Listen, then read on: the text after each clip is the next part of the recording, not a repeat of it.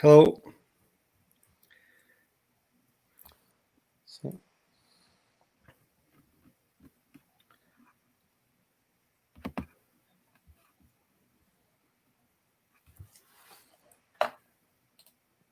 yeah.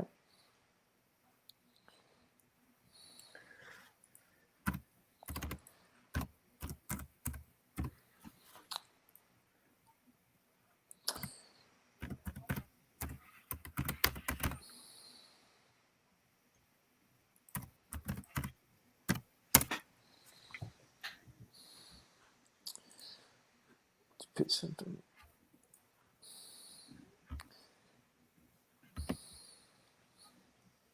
So Andy, it says 3 are online.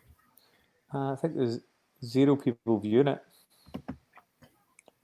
If you can, hi anyone who's watching. If you can, hopefully the chat box will be working on the right hand side. If you want to let us know that you're there, we'll probably wait till a few people arrive and then we'll start a short presentation just so everyone can hear what it is that we're planning at Learielaw. So if you can see the chat box, give us a wee wave or just say hello. You shouldn't have to log in. You can just get a guest name. It just gives you a random name. If you can't see the chat box, if that's unavailable to you, you can text us on the mobile number that's on the screen there too.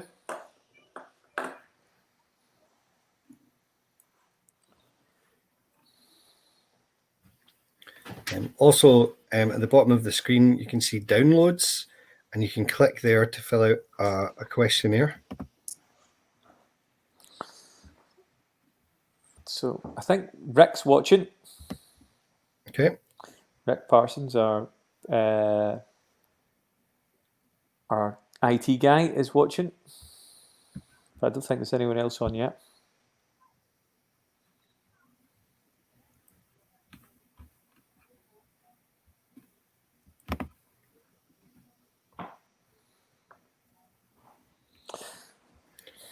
So Andy, do you maybe want to? You could start.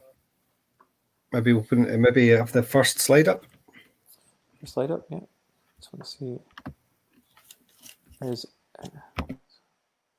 want to see if there's anyone actually on. If you can, if the chat box is watching, if you can see the chat box, if you can let us know if you're there, that would be great. And we'll start a quick presentation. There we go. Should be able to see myself, Andrew Hughes. I'm the PR media manager for ILI Group, and Greg Templeton below me, who's the planning manager. Hello, everyone. So this is the first. This is the first of these events we've done online. So if there is any technical issues, bear with us, because we're at the mercy of the internet and how sort of connections and stuff like that. But if you can see the chat on the right hand side of the screen, if you could let us know if you're there. It's saying here there's 2 viewers, so I'll maybe give it a little bit longer just to see if anyone else joins us.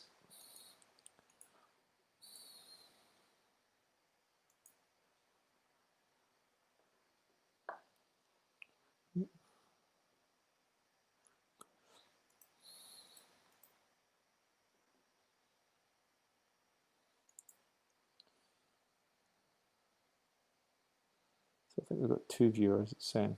Okay, so will we go, Greg? We'll give it a run through. You've muted yourself, Greg. You're muted. Hello. Yeah, you're muted there, mate. Yep. As I said, we're trying to get the handle on all this technology. But we'll give you a quick run through for anyone who is listening. I think there's 2 people on, so welcome. Okay. So this is for part of the public consultation process for Learielaw energy storage project that we have that we're planning to put into planning in Broxburn. So it's a quick presentation, and then we'll have a Q&A as well. So if you've got any questions, if you want to throw them up in the chat box. Like I said, if you can't see the chat box, you should be able to see there's a mobile number there. You can text any questions you have through to us. So the chat box, Andy, is on the right hand side of the screen. On the right hand side of the screen, you should be able to see it. But we're having a few technical issues on some computers. People couldn't see it, but the majority of people could. So we've got the phone as a backup for any text messages you might want to send through with any questions. Okay. So I'll go through the presentation.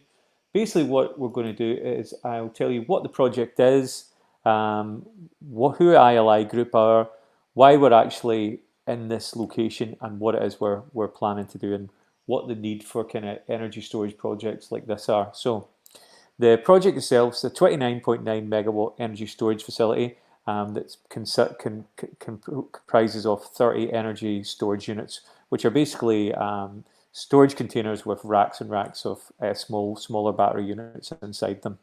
So we've got 30 of those on the site. The development also consists of an access track.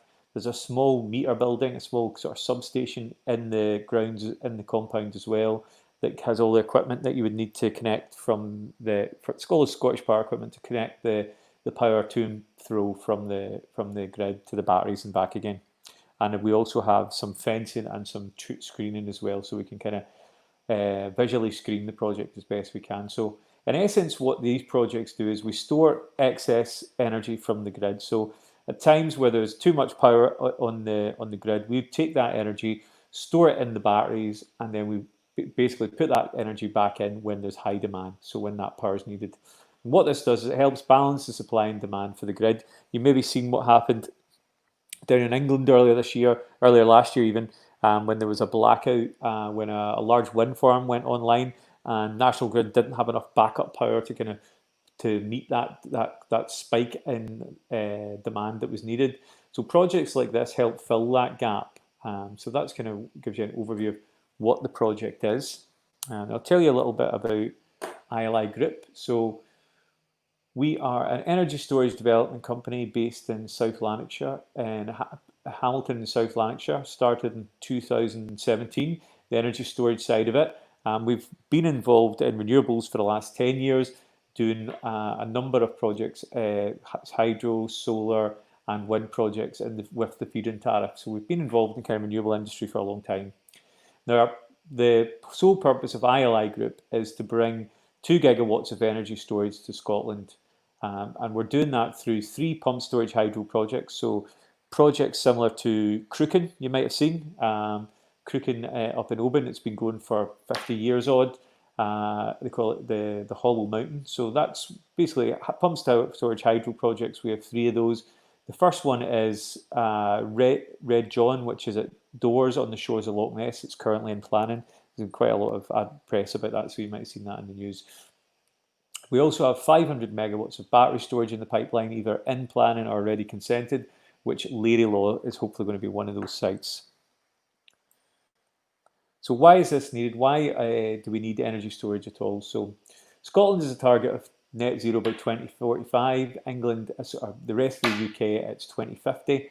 And a big part of that is going to be moving to renewable energy, which we're doing in a big way in Scotland already. But as we move away from kind of fossil fuel generators, coal and gas and nuclear, we're going to be more reliant on renewable energy. But the problem with that is that renewable energy is intermittent, which means we can't turn it on when we want to. So we can't suddenly, whenever everyone goes to turn the kettle on to watch EastEnders or Coronation Street, whatever your preference is, we can't switch the wind farms on or turn the solar panels on to meet that demand. So we need to have kind of a base, something that can have you a baseline of power, which traditionally came from fossil fuel generators and still does. So coal, gas, and also nuclear as well make up that difference. But as these projects go offline, we're more and more dependent on renewable energy, which obviously has the problem of intermittency, like I've already mentioned. So as we do that, we're going to have more ability to store that power, store that renewable energy for when we do need it. So that's what these projects are going to be doing. As we Ofgem have estimated, their latest figures are that we need up to 37 gigawatts of energy storage by 2030. So that's a big increase in what we have at the moment. We've certainly got 4 gigawatts of energy storage in the UK, so it's a massive increase as we move away from kind of fossil fuel generators.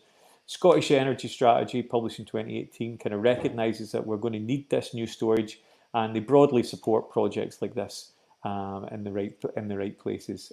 They know it's going to help accelerate the push to net zero for 2045. So that's why sort of energy storage projects are needed. Now, why in this exact location is that we're close to the Broxburn grid supply point. I think we're just over a kind of kilometre away from that, a wee bit more.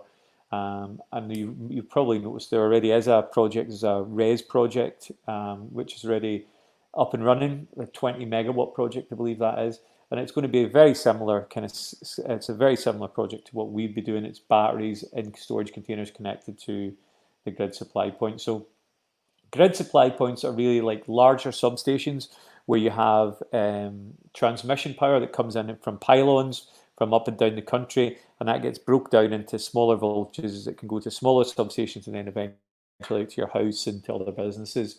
So there's a very few number of these grid supply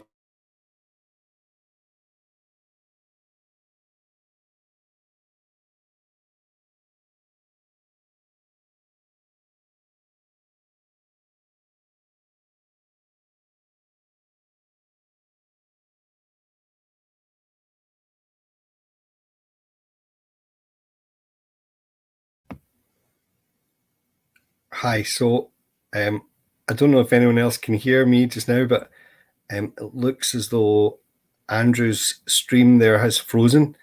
We thought this might happen. This sometimes happens. This is the first time we've done a live web presentation.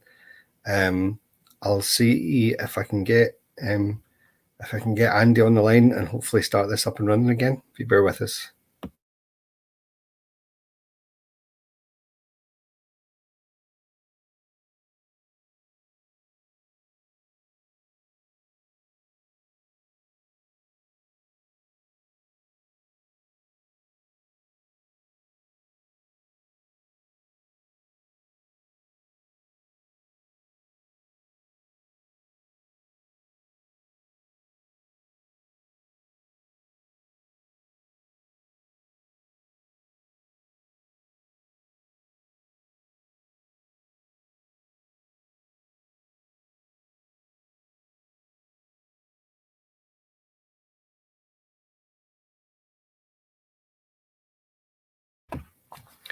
Hi there. So I'm Greg Templeton. I'm the planning project manager for Intelligent Land.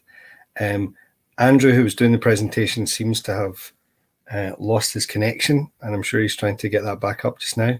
But I've noticed that we have a question. Someone's asking, how will your battery storage proposals work when the local electricity supply network is working at optimum capacity right now to serve existing and proposed development in the area? So the way these battery storage systems work is that they only work in periods where the supply is outstripping demand, and we've only located these in sites where there's known capacity and where the grid network has confirmed that there's capacity. So when there's peak periods, there's Andrew back. So when there's peak periods of high electricity production, and that has to go somewhere, it's stored in these batteries. So that might be on a particularly windy day, at a time or like a windy night time where people aren't using the electricity. That energy is stored in the batteries, and then at a time dictated by the grid supply network where energy is required back to the grid, that's when it's put back in to serve the local grid network. So hopefully that answers your question. You can certainly email us.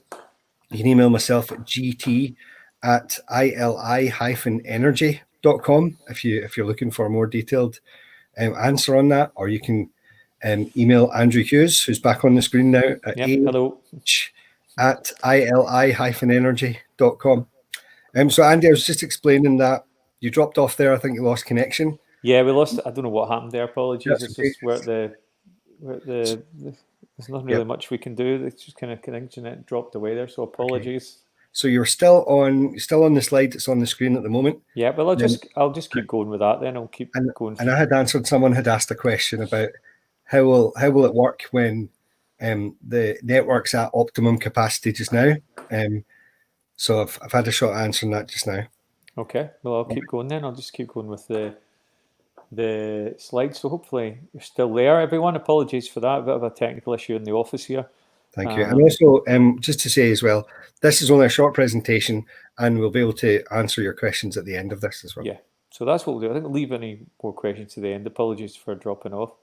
So I think we answered that, didn't we? Why are we in this location? So yeah, I think there's very few of these locations that can actually take this power, and we've done an analysis with Scottish Power and SSE, and we've kind of targeted the ones that we believe that there is capacity to take this power. So that's why we're at this specific location in Broxburn, and we've also kind of we believe we've kind of situated the project quite well, being screened by the M8 sort of visually and acoustically. So we believe we're in quite a good spot that when the project's actually built, there'll be very minimal disruption. You won't actually be able to see it. It'll be screened with trees and with fencing. And like I said, it's right up against the M8 to the south of the M8 as well. So hopefully that should screen the project quite well. So these next slides kind of give you an idea of the exact location where we are, and a little bit more detail about what we're actually going to be putting on the ground. So the site we'll be taking at is off the Drumshorland Road. As you can see, I don't know if you can see my cursor here on the yeah, you should be able to see that. So that's the kind of red line there, that boundary, that's kind of site boundary that we're proposing. And you've got the substation here that we're going to be connecting to. We're going to run in a line underground in the verge along the side of the road, taking it up to the substation. So there's going to be no overhead cables or anything like that involved. It's all going to be under the ground, so it's all going to be hidden. So the site itself, like I said, it runs parallel to the north of the M8. Closest dwellings 180 metres to the south, which obviously you have to go through the M8 to get to, and closest dwellings to the north would be 310 metres away, so we're quite a distance away from any kind of properties. So the site layout itself, like I said, it's storage containers that we'd be using that have been purposed with batteries, racks of batteries in them. So there's 15 either side of this, with an access road down the middle, a small substation which will contain all the Scottish Power equipment that we need to connect the batteries to and from the grid to take that power back and forth. There's a small suds area for a small kind of retention pond for any kind of rainwater kind of overflow from kind of any water that might be on the site from rainfall or anything like that. And then we have a 3-metre fence that's going to enclose the project. And outside of that, there's the trees, native broadleaf trees and scrubs that are going to be planted. Obviously, they'll take a little while to grow. And in that time, you'll be able to see the kind of fencing around the project. And out with that, there's going to be a stock and post fenced just to keep any kind of livestock from getting close to the project. So you have the screening to the south from the verge of the M8, and then the rest of the screening we'll be planting ourselves. So when the project's actually fully installed, you're not actually going to be able to see it really from any of the locations around from the road. You won't be able to see the containers anyway, so it'll be well hidden. So the energy storage units themselves, they can, like I said, they house all the batteries, inverters, all the kind of all the equipment that we need to be in there, and they also have air conditioning units on those as well, which keep all the batteries and everything inside cool. So those are steel containers, 13 meters by 2.5 meters on the ground, and with a height of 2.6 meters. And like I said, there's 30 of those on the site. We'll be using lithium-ion batteries, and this has been all the energy storage units, all energy storage projects, nearly all of them anyway in the UK and the worldwide are using solid state lithium-ion batteries, which have a proven track record, and that's what we'll be using as well for these energy storage units. So like I said, there's a small substation which will house all the kind of Scottish Power equipment that we need to get in and out for the power. And that would be a GRP, so a glass reinforced plastic building, 10 metres by 6 metres on the ground at 3.2 metres high, and we'd agree the colour that with the council. So this slide gives you an idea of a cross section. So if you were to take a knife and cut straight through the kind of project, this would give you an idea of what the side view of it would look like. So you've got the 2 rows of the energy storage units either side, which you think you can see, sort of here and here. You've got the 3 metre fence, the trees in the screen, and then the stock and post fence there. And to the other side of that, you've got the fence and also the M8 verge and the M8 itself. So we're quite well screened, you can see from all kind of angles, really. And the last slide I have is just an illustration of the fence. And so a 3 metre high solid wooden fence and a 1.2 metre high post and wire stock fence outside of that. So that's really all we've got at the moment on that. So it gives you an idea of why we're here, what we're trying to do, and who our company are. So if you've got any questions, please put them in the chat and we'll do our best to answer them. If it's anything we can't answer, we'll get you an answer. If you leave us an email address, we'll certainly get back to you. And if you'd also like to leave some comments, we have a questionnaire that's on this same page that you're on at the moment. If you go to the bottom of that, it says click here to access PAN questionnaire, and that'll give you can answer. You can get there and you can answer. There's a questionnaire that we'd be grateful to get your feedback on the project. That would be great. Thanks, Anything Andy. you'd want to add to that, Greg? No, thanks for that, Andy. I see that one of the guests is typing a question just now. Yeah, see that? Cool. So we'll hopefully be able to answer that. But anything me and Andy can't answer right away, we'll if you could get in touch with us, we'll provide you with a more detailed answer, or the answer will be in the planning application. Because at this stage, this is part of the planning process. Is we hold these events to try and get feedback from the local community, and sometimes that affects the proposals that are ultimately submitted to the planning department. So we would encourage you to keep an eye open for the application being submitted. You can view that online, and you can make any comments to the planning department when the application's live. But we'll hopefully be able to answer your questions today. Cool. And for anyone who's just logged on, if you didn't see the presentation, if you let us know, and we can certainly run through it again. So Andy, the question here is: we noted Scottish Powerlinks. Have we had discussions with them, and what is their view of the proposals? Yeah, well, we have. Yeah, we've been in contact with Scottish Power, and we've approached them to secure a grid connection. So we know there's power available there's capacity available to connect at the location. I would also say that Scottish Power and the energy providers are they want to encourage projects like this, and this is a need that's established in the grid network. It's not, I wouldn't say shortcomings of the network, but as a consequence of having the intermittent renewable energy taking up more of the share of energy production in Scotland, you do need somewhere to store it, and you do need access to energy quickly. So generally speaking, they're supportive of storage projects. Hope that answers your question.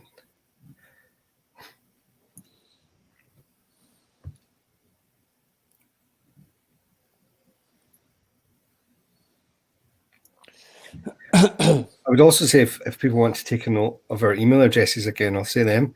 Yeah. Because if after today's event you think of another question that you want to ask, you can certainly get in contact with us. So my email address is gt@ili-energy.com, and Andrew's is ah@ili-energy.com.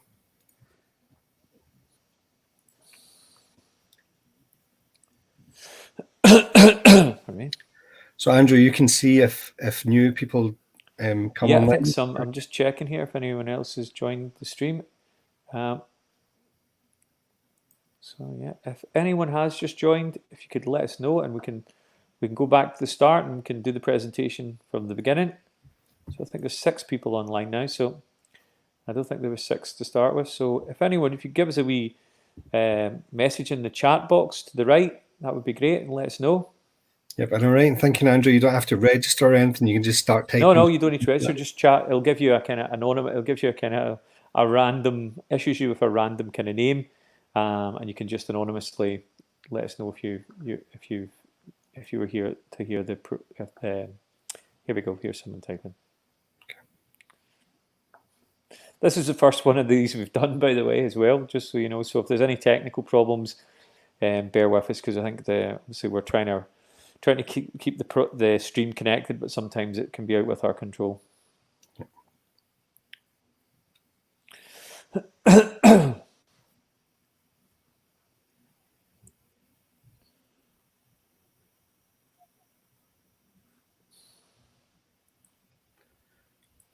Also, Andy, it's probably worth saying, if someone just has general difficulties dealing with websites typing in, if they have site problems or something, again, they can get in contact via email.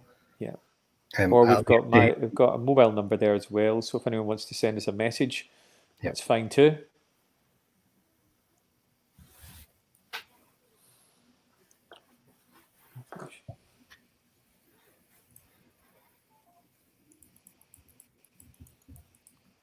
I think it looks.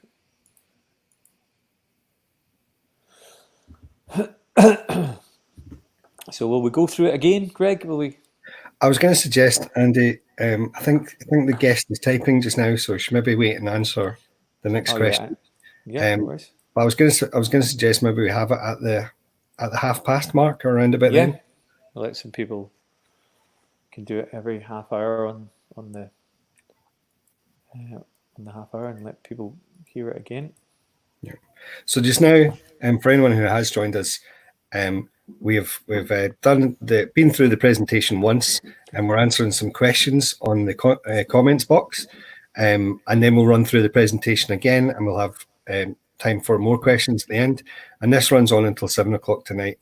Myself and Andrew will be here, so we should be able to answer your question. I'm just looking at the question here. Does the main electrical supply link required for Winchburg that is due to start imminently factor into your requirements in any way? Will your proposals help that? That is, I don't know. We have a grid expert who is not in the office at the moment, who could probably answer a detailed question like that. So I can certainly find that out.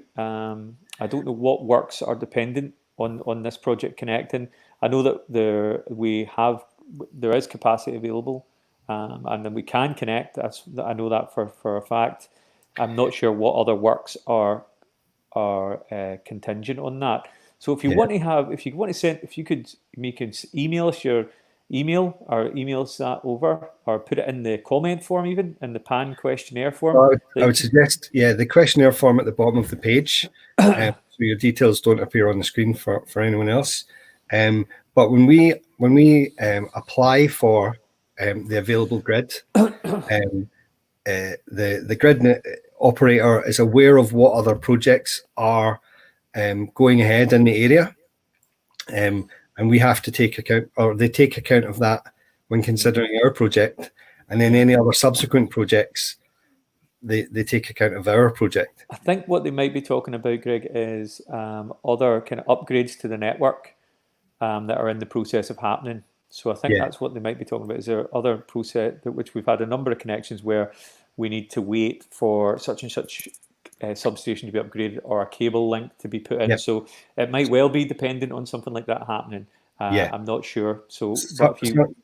Sorry, I was just going to say that sometimes our grid connection date can be quite far into the future. Yeah. It could be like 9-10 months, or it could be over a year before the project's able to be connected. And that's sometimes to allow works that are already planned to take place before our project connects. So that might very well be the case, that it is likely will be dependent on some work happening, just because the amount of power that we're going to be putting in, near enough the 30 megawatts. There'll be some kind of works that will be contingent on. That's happened with most of our projects. The actual one you're mentioning, I don't know exactly, but I can certainly find out. Yeah, I would say that though that none of our projects are to meet a specific requirement for any other project. Yeah. So our projects aren't linked to any other developments, any other power developments, any other like wind turbines or any other infrastructure projects like that.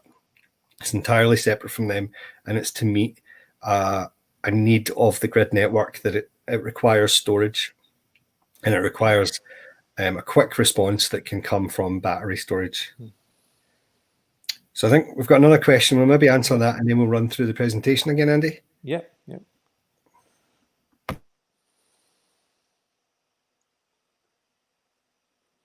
Screen for. I think it's just refreshing. Let me just for a moment, okay?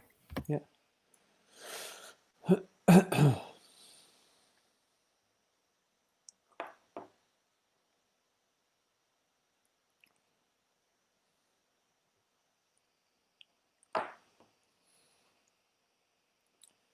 That's one for you, Greg, I think.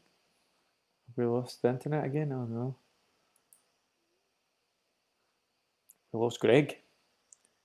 Are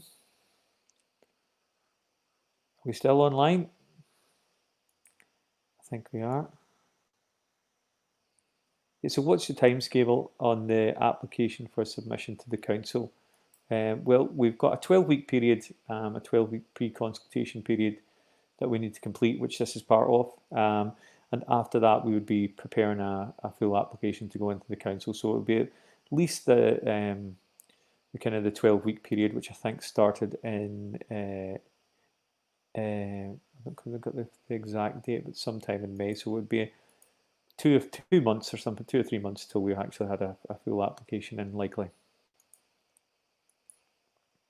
If that answers your question.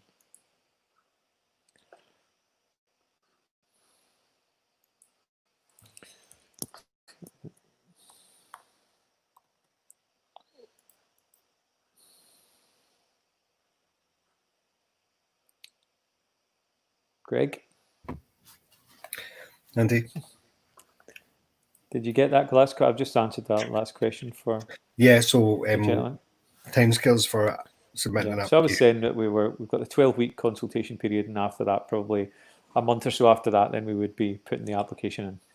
Yeah, so usually we have these presentations, and we take on board the feedback that we've got, and so we can't finalise the design and layout of the proposals until after we've had events and feedback from the public and from any consultees that we go to as well.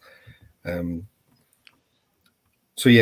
you should, if you want us to let you know when the application goes in, you could fill out the form below and put in a request there that we contact you.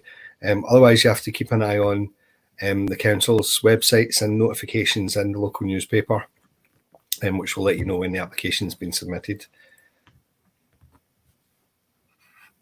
Andy, I would suggest maybe you'd run through it again just in case we get anybody new that started. You can introduce it from the start. I'll do that.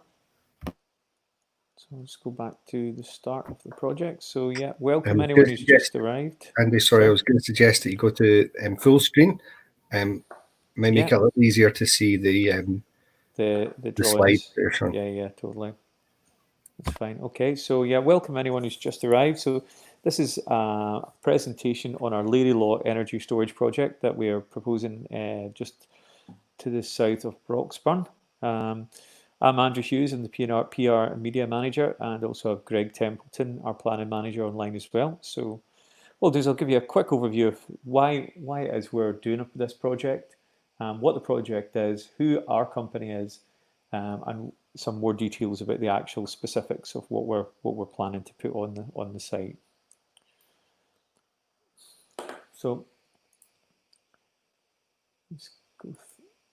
So what is the project? So the project in essence is energy storage facility that would be containerized batteries, and it would be of a 29.9 megawatts would be the capacity for those batteries.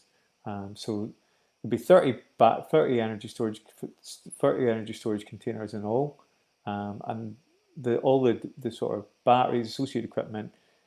There's an access track, and there'd also be a small substation building that would contain all the equipment that you need to get to and from take the power to and from the grid, and there'd be fencing and some trees to screen the project as well. So in essence, what this project does is it stores excess energy from the grid. So the proposal, hopefully what we do is at times where there's excess renewable energy, so at the middle of the night when there's wind blowing and there's nowhere to put that power, rather than turn those wind turbines off, we can store that electricity and put it back into the grid when it is required. And this helps balance supply and demand for the grid. You might have heard of the incident that happened last year where there was a blackout where a large wind farm went offline and National Grid didn't have the power to put into the system to kind of back that up. And projects like this are the kind of things that they would call on as kind of battery storage, power that can respond really, really quickly. So our project would help with things like that as well. So who are ILI Group? So our company is an energy storage development company. We're based in Hamilton, South Lanarkshire. Started in 2017, the energy storage side of it. We've also been involved with numerous renewable energy projects over the last 10 years with hydro, solar and wind. So we've been in renewables for a long, long time. The purpose of ILI Group is to bring 2 gigawatts of energy storage to Scotland. We're doing that by developing 3 pump storage hydro projects. The first one of those is at Doors on the shores of Loch Ness. That's been in the press quite widely, so you might have heard of that. It's currently going through the planning process. And we also have 500 megawatts of battery storage, either consented or in the planning process, similar to Learielaw. So why do we need energy storage? What is it? Why is it actually needed? So Scotland has a target of net zero by 2045. The rest of the UK, I think, is 2050. So renewable energy is going to play a big part in that. As we move away from kind of coal and gas, sort of fossil fuel generators, as they kind of large stations come offline and come to the end of their lifespan, and nuclear as well, that means that we're going to be more and more dependent on renewable energy. And the issue that's always been with renewable energy is that it's intermittent. So we can't turn it on when we want to. We can't turn it on when everyone turns the kettle on in the break in Coronation Street or EastEnders or wherever your preference may be. So we can't turn it on when we need it. So to deal with that, what we've traditionally done is we've had coal and gas as a backup. So when the renewable energy wasn't available, we would turn the coal and gas plants up. Now what's happening is these go offline. We're more dependent on renewable energy. And what that means is that we need to have a way to store that power for when it is needed. So that's really what the energy storage does, is it lets us store that power for when it's not needed for when it is needed. So Ofgem have estimated that we'd need up to 37 gigawatts of energy storage by 2030. So at the moment we've got about 4 gigawatts, sorry. So that's a big jump. And that's why we're in the market trying to get as much energy storage as we can in Scotland. Now, the Scottish Energy Strategy, published in 2018, kind of recognised that we're going to need new energy storage if we're going to deploy the amount of renewable energy that we need across Scotland. And for that to work, we're going to need to have energy storage. So the Scottish Government is broadly supportive of energy storage projects. It recognises the need for them. So why in this exact location? So the land is located near the Broxburn grid supply point. And grid supply point is basically a large substation where power comes from sort of transmission, which is kind of your pylons. It gets broken down into smaller voltages that go to smaller substations, again broken down, that go to houses. So it's a kind of a hub, basically, a grid hub. So we've done a project where we went and we looked to see which of these grid supply points would be able to take the capacity, and there's very few of them in Scotland, to be honest. A lot of these are fully at full capacity, but the Broxburn one does have capacity. You might already have seen that there's a RES development, a 20 megawatt project, and that would be very similar to what we're proposing, containerized batteries connected to the grid. So it's a very similar project. We also believe that we've put it quite well. We've put the project in a good location up against the M8, so it's well screened visually and acoustically. So the next few slides give you an idea of where exactly we are and what exactly it is that we're putting on the ground. So I don't know if you can see that there, but there's a red line boundary marked just at where the Drumshoreland Road meets goes underneath the M8. If you can see that there, just along the the north of the M8. So that's where the project's proposed to be. We are 180 metres from any dwellings to the south. Obviously, you need to go through the M8 to get to those, and we're 310 metres to the north of any housing from that direction. The site layout itself consists of 30 energy storage units, energy storage containers, which would have the racks of batteries, and like I've mentioned before, we have screening from the south by the fencing that we're using, plus also the verge of the M8, and we've got screening the whole way around the other three sides of the project with native broadleaf trees and shrubs, which obviously take a while to grow. And we've also got a 3-metre wooden fence around that too, and the substation enclosure, which holds all the equipment that we need to get the power to and from the grid. So the energy storage units themselves contain all the kind of batteries, transformers, inverters that we need. They also have air conditioning units on them as well to keep all the equipment cool. And those are 13 metres by 2.5 metres on the ground, with a height of 2.6 metres. And we'll be using solid state lithium batteries for those, which are basically used in every other energy storage project, the UK and worldwide, are the majority of them, and they've got a proven track record, so we would be using the exact same technology.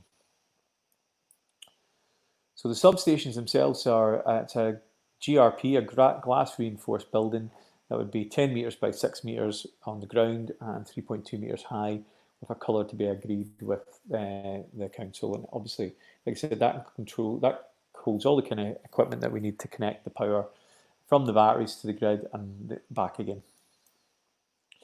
So this gives you an idea. This is a kind of cross section. So if you were to we would take a knife and cut right down the sort of the middle of our site and the M8. This gives you an idea of the kind of screening that we've got. So you have the 2 rows of the energy storage units there. So hopefully you can see. You've got the 3-metre fence either side of that. We've got the embankment and the M8 that are screening it from one side, and we've got the trees and the fencing to the other side of that. So we think it's well located, that it's going to be, once it's actually installed, it's going to be minimum visibility. And the last slide I have gives you an idea. We've got a 3-metre wooden fence that would be round the project, and outside of that there would be a 1.2 metre post and wire stock fence to keep any kind of livestock or anything away from the rest of the compound. So that really gives you an idea of what it is we're trying to do, why it is we're here, and I'll give you a wee bit of an oversight of what energy storage is planning to do. So if you have any questions, if you can put them into the chat box on the right hand side, that'll be great, and me and Greg will do our best to answer them. And if we can't answer them, we'll get you an answer. And if if you look below the video stream, there's a click here to access the PAN questionnaire, and that'll give you put you into the questionnaire form that we'd love to get your feedback from. Hi Andy, do you want to put on the first slide again? Yeah, I'll put on the first slide. And maybe get us back on the screen.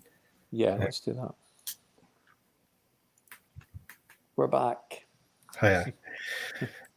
So I see that there's it looks like there's maybe extra people online now than previously. Yeah. So to anyone who's joined us, there's a comments box, or sort of chat box down the right hand side of your screen.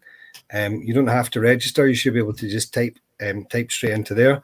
And at the bottom of your screen, there's a section that says downloads, and you can click there. You can fill out a questionnaire.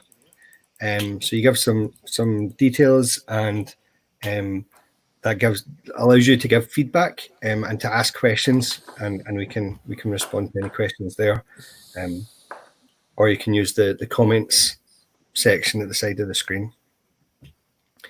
Andy, I would suggest maybe we do the next one on the hour, and maybe just do the presentation on the hour and on the half hour, and then that gives time for any questions that people have got. Great, yeah. So anyone's got any questions, put them in the chat, and we'll do our best to answer them. If you can't see the chat box, there's also a mobile number there as well, so you can text any questions you might have to that too.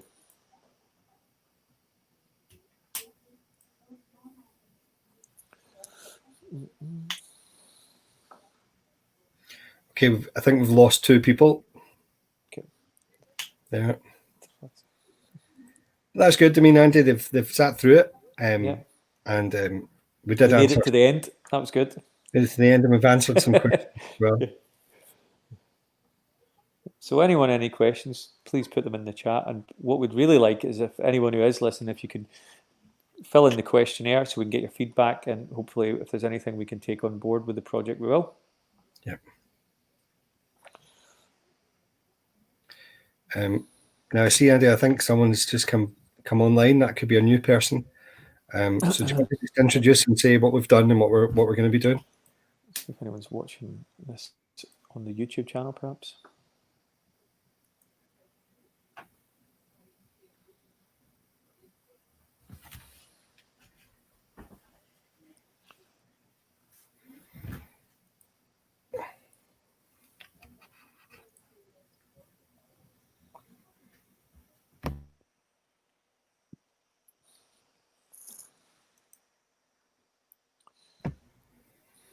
So Andy, I'll just say, because it does look as though someone's maybe joined us. Yeah. So I'm Greg Templeton, the planning project manager for Intelligent Land. This is Andrew Hughes. He's the PR and media manager. Hello. Who also helps with some of the technical aspects of the applications and the planning process. This is part of the public consultation for our proposed Learielaw energy storage project, site specifics around the project, but also to give people a chance to ask us some questions, give us some feedback, and also to sometimes when we have these events, people tell us things that that we were aware of. They bring things to our attention, and that helps inform the design and the helps the planning application be the best that it can be once it finally gets submitted. Andrew will shortly run through the presentation again if you missed it, and we have a section for comments on the website, and you can ask us any comments that you've got. And there's also a questionnaire at the bottom of the screen, just under where it says downloads. You can answer, you can sort of fill out that form, give us some feedback, or ask us any questions there, and we'll get back to you. You can also contact us via email. So my email address is gt@ili-energy.com, and Andrew's is ah@ili-energy.com. And any questions that you have, if we can't answer them tonight, or maybe you don't think of the questions until after this is finished, you can get in contact with us. And obviously you can still engage with the planning application once it's submitted. You can write representations to the council, but we're always happy to answer any questions that you've got. Okay.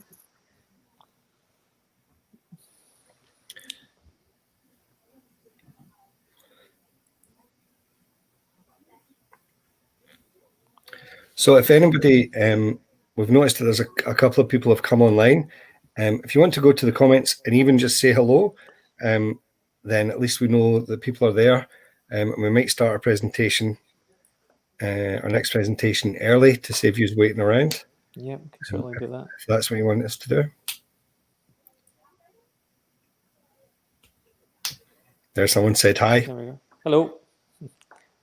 Great. So I think just start? I think we'll start again. Yeah, we had 2 people on, so I think we'll just run through it. Andy, so if you want to go to full screen again, no we can run through it. Thank you. We'll just run through it again. Yeah. So welcome everyone. This is just a short presentation on what we're proposing for our Learielaw energy storage project in Broxburn. So like Greg said, I'm Andrew Hughes, I'm the PR and media manager, and Greg Templeton is the planning manager who was speaking before. So what I'm going to do is run through, tell you a little bit about what it is we're proposing, why we need energy storage projects like this, why we're in this exact location, and a little bit about ILI Group, the company, and what we're trying to do. So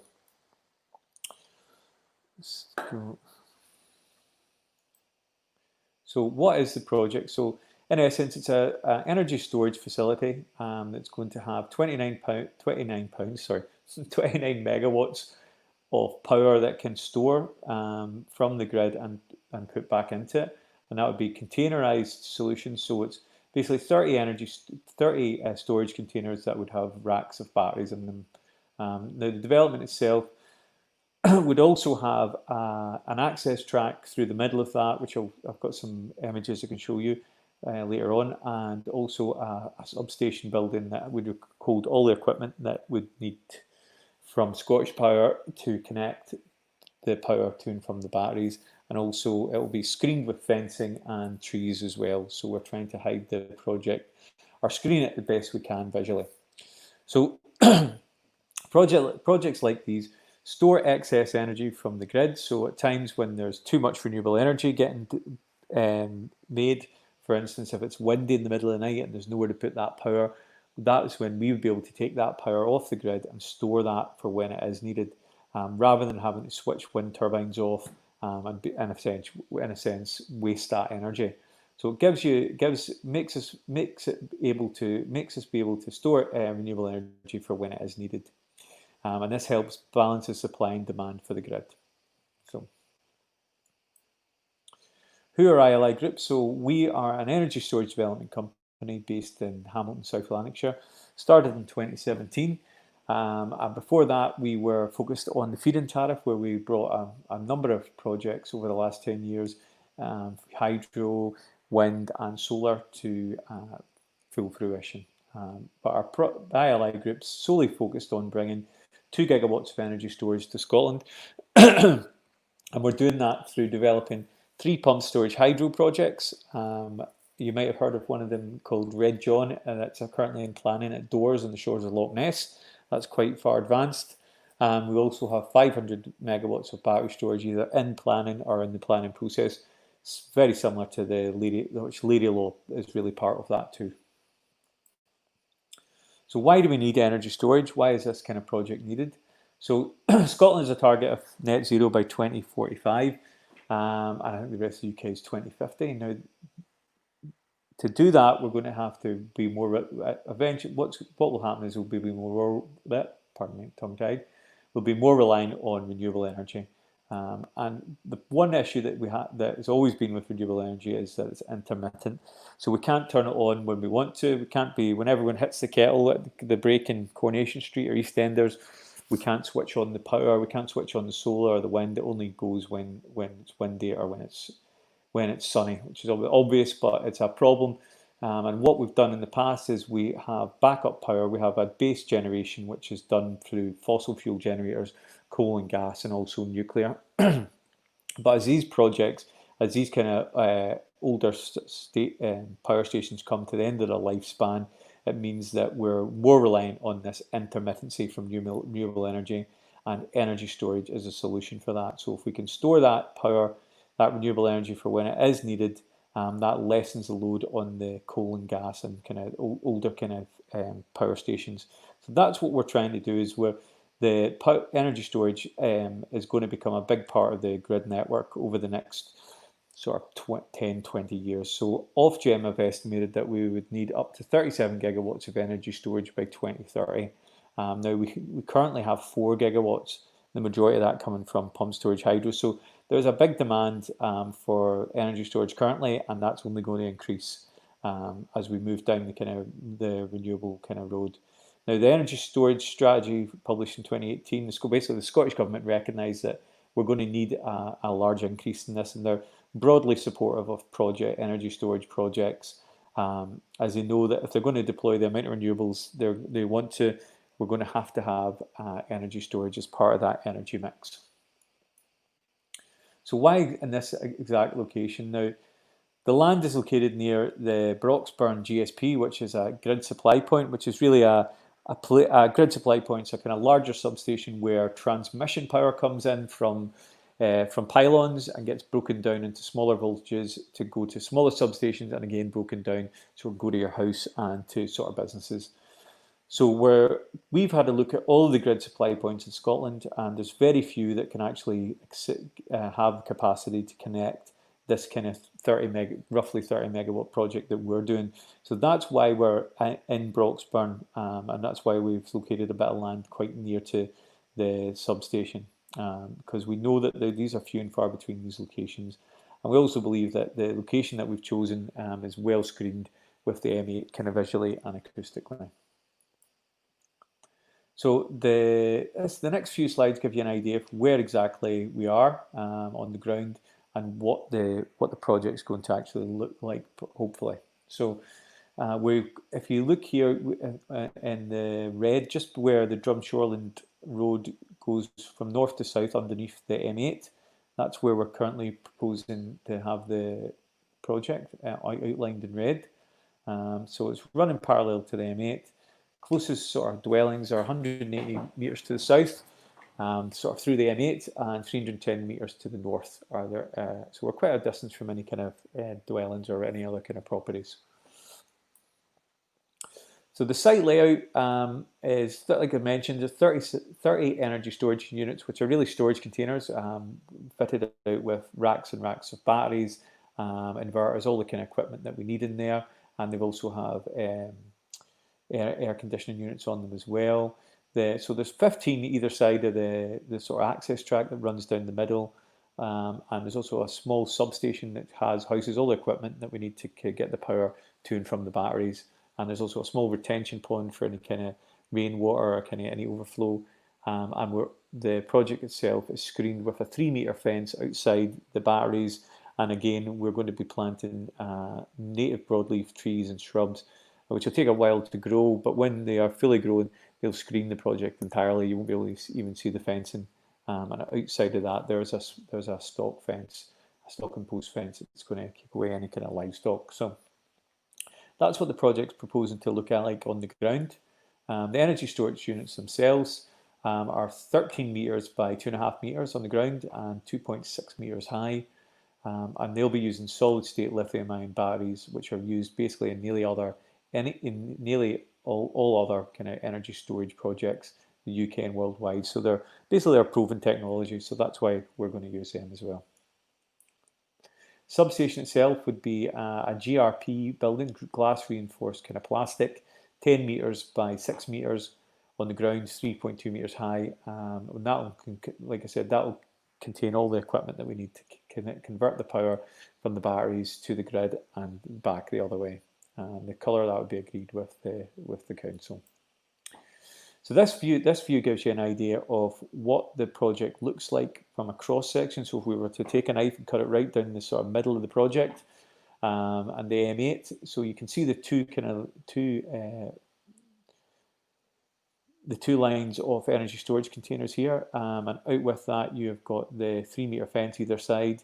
You've got the screening from the M8 verge and the M8 itself on one side, and we have the fence and the trees and shrubs that we're planting on the other side. So we really believe the project's quite well screened. It's going to be, the impact from it visually is going to be pretty minimal.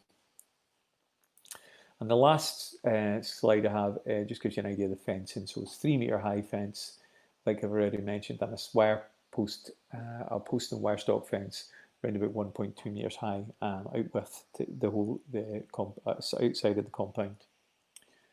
So that gives you an idea what kind of energy storage is, a brief overview of what energy storage is, who our company is, what the project is, and what it is we're trying to achieve. So if you've got any questions, please put them up on the chat, and me and Greg will do our best to answer them. If you can't see the chat for whatever reason, there's also a mobile number there that you can get in contact with us as well. So if you want to do that too, that's great. Hi, Andy. Hey, Greg. So I think that guest that was there left just on the second last slide, maybe. Okay.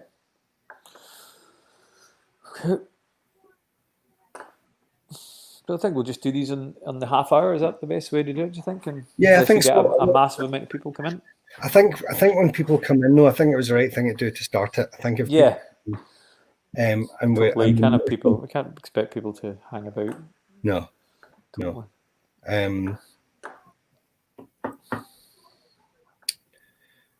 Do you get any notifications or something when someone comes in? Does it make a noise or anything like that? No, it just kind of it comes up. Are you on the meetings.ili page as well, Yeah, Greg? because I've got that open on on the PC. Just so Gotcha. I can see So what questions. guest? So I know who are you on it then? So I am guest 53. I'm guest Graham. Okay, and there's a guest. AJP. There's AJP and a guest Drew. Guest Also, I think we've just been joined by a guest. yeah, guest crew one. So welcome if you've just arrived. If you haven't heard the presentation, which we've just went through, if you can let us know, and we can certainly run through it again on the chat there. Just give us a wee hi or something, and we can go through we can run through it again. Or if you have any questions from the presentation or about the project in general, just let us know too, and we can certainly answer them or try to answer them the best we can. Yep. I would say if people want to use the comments box just now to let us know that they're there, and if they're wanting us to run through the presentation just now, we can. Just in case someone came back on the hour, Andy, if they overheard us saying we might do it on the hour before. I think Andy's frozen. Yep, I think Andrew has frozen. To be honest, it's hard to tell when Andrew's frozen. I'll just talk you through what we've got just now. So this is the public consultation for our proposed Learielaw energy storage project. My colleague Andrew and myself are doing are running through a short presentation today. It's the first time we've ever done a presentation, so we do have occasional technical glitches. Back, Greg. Back. Sorry about that. I think there's I'm just chatting. I'm just chatting in case someone's watching and they're wondering where you've gone. Yeah. Also, it's impossible for us to tell, I think, if somebody's actually actively listening and participating. So we're just sort of chatting through and going through our presentation a few times and answering any questions that people put in the comments section at the side. So Andy, I think it is just us that's on just now. Just us. Yep. Cool. So what I'm going to do, Andy, is I'm going to mute myself just now. Okay. And I'm going to turn to the side because I'm going to do some work on my main screen.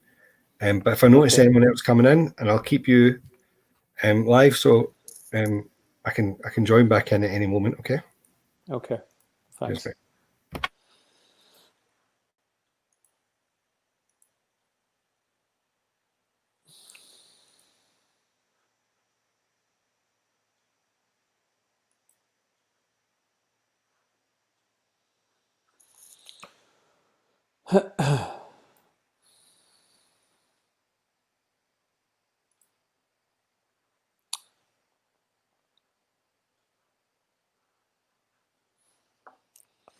How do I get rid of that?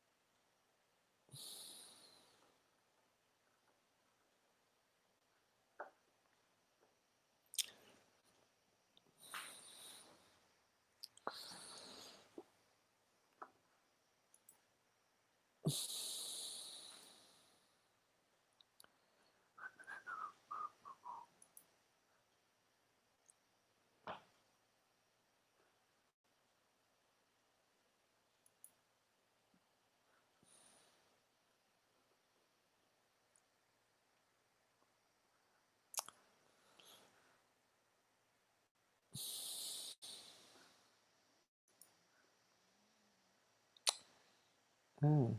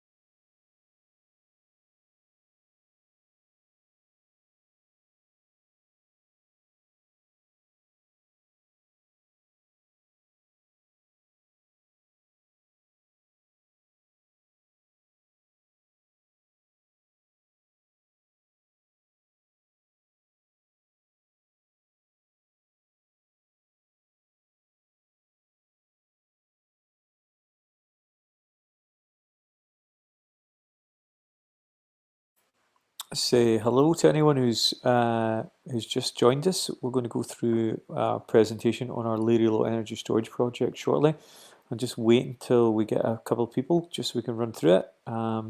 If you have just arrived, if you can say hi on the chat so we know you're there, and we can start and run through the kind of presentation and the Q&A. So let me know if you are there, guys.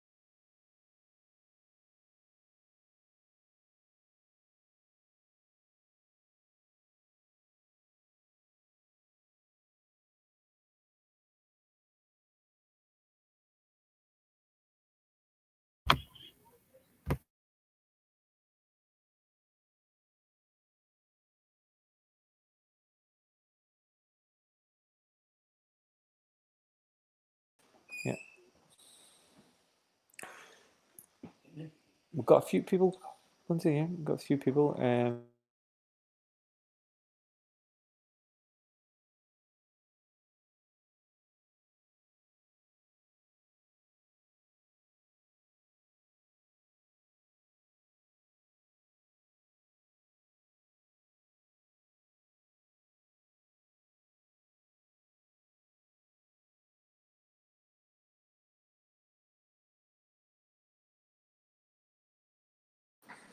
If anyone's just arrived to this our presentation here, if you can let us know in the chat, just so we could start another presentation for you.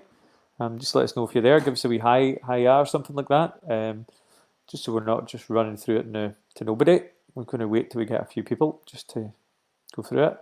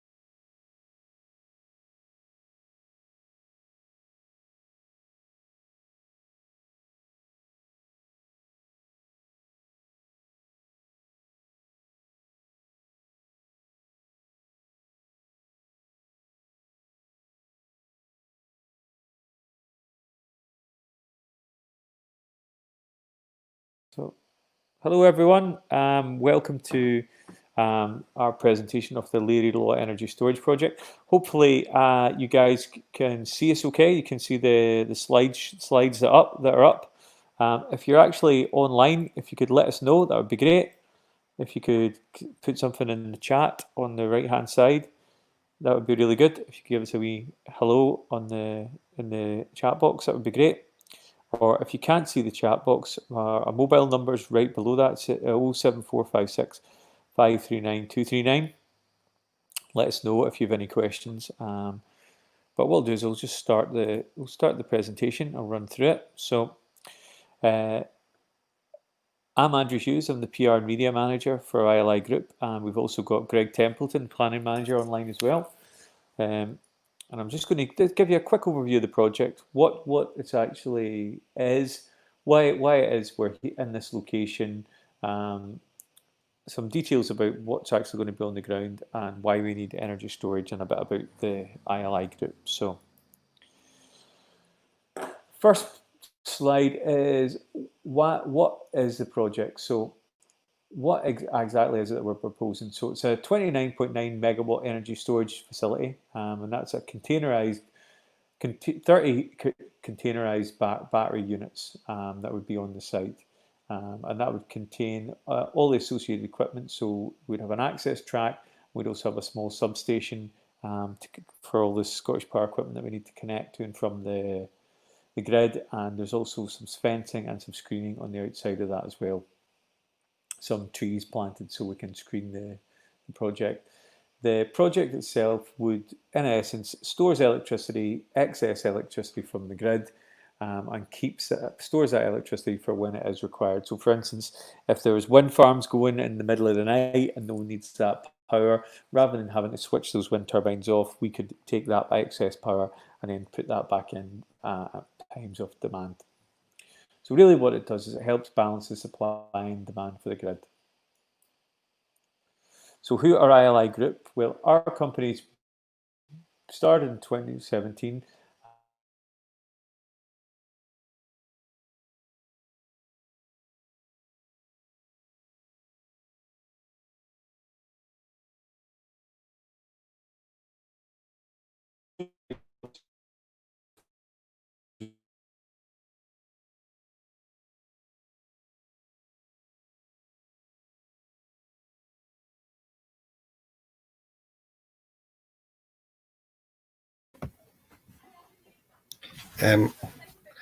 Hi there. So it looks as though we have lost contact with Andrew there. I am Greg Templeton, the Planning Project Manager for Intelligent Land. We're doing this presentation today for our Learielaw Energy Storage Project. This is the first time we've done an online presentation. We have had a couple of sort of technical difficulties where Andrew's lost connection. I see that he's just appeared back on screen. So I'll just maybe say to you again, as Andrew's gone through his presentation, there is a comments box down the side of your web page there, where you can type questions. So you don't have to wait until the end. There'll be an opportunity to ask questions at the end, but you don't have to wait till the end. You can type those questions just now, and we'll answer them. We'll answer them at the end, or I might answer them if Andrew loses connection again. But Andrew, that was the slide you were on when you lost connection there. So great. Okay. Do you want to take it back up again? No worries. So why are we actually in this location? So the project itself, we are located next to the Broxburn GSP, which is the grid supply point, which is kind of a major grid hub where transmission power comes in from pylons and gets broken down into smaller voltages, transmitted to smaller substations and out to your house and other properties like that. So that's really it's kind of a major grid hub, or a grid supply point is what they get called.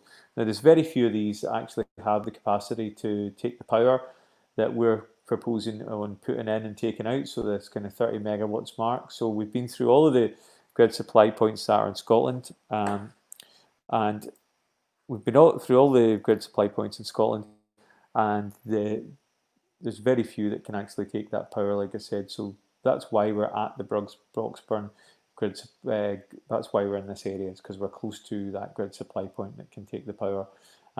Also, we believe that we're quite well hidden or well screened by the M8, the way we've positioned the actual project. So we're well screened visually and acoustically by the M8.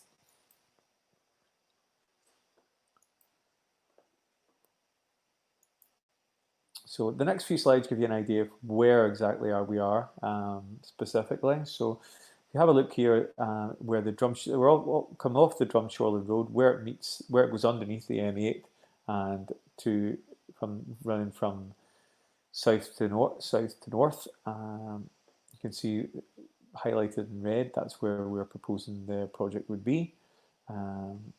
Its closest housing to that is 180 metres south, and the closest housing to the north of that would be 310 metres. So we're quite a distance from any other sort of properties.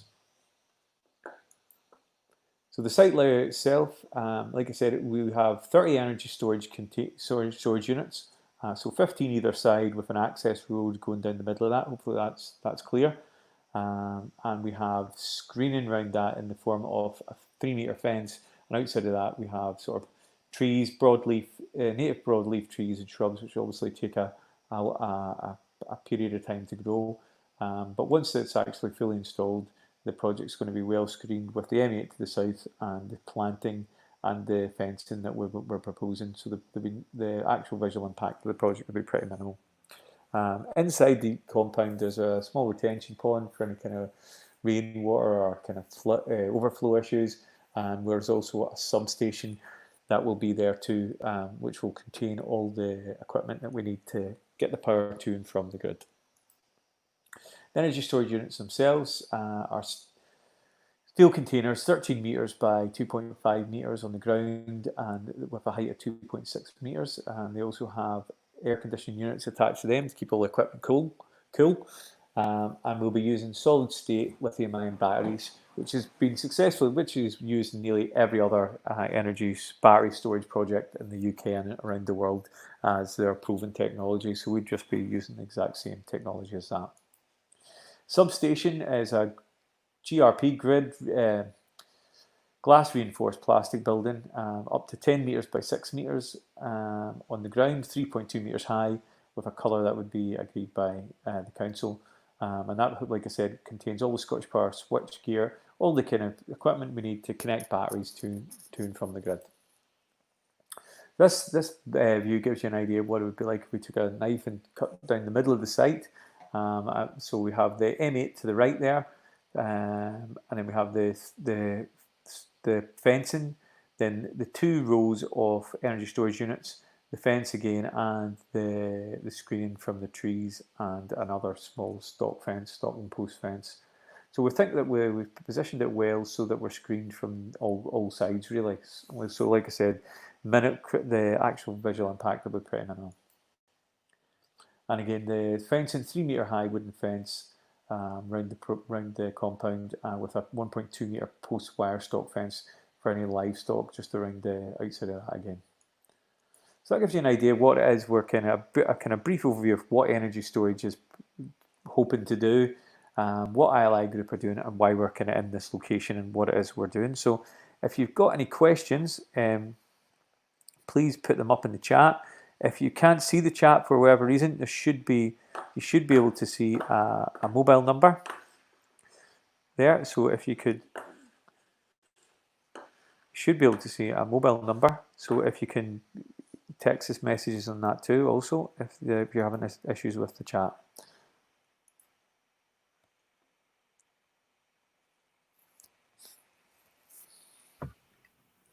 Andy, where does the mobile number appear on the screen? It's on the bottom. It should be on the right hand side. 07456 539 239 for anyone who can't see that, but hopefully you can see that. This is the first one of these we've done, so there is we're having a few technical issues. So hopefully it's not going to stop people from getting involved. If you want to comment on the project, we'd love to hear from you. There's a questionnaire that you can download, which is right below the kind of the window where the stream is. It's called PAN questionnaire, and you can fill that in online and just hit submit, and we'll get any comments you have. And if there's anything that we can change or anything that we can take on board, we certainly would. Anything else, Greg? You'd I'm to add just to that? wondering. So one of the things was, as you mentioned, this is the first time we've done the presentations online. So we're used to being in halls with people, where we can answer their questions. So I would just ask maybe if people want to, if anyone is watching at the moment, if they could use the comments box at the side just to say hello.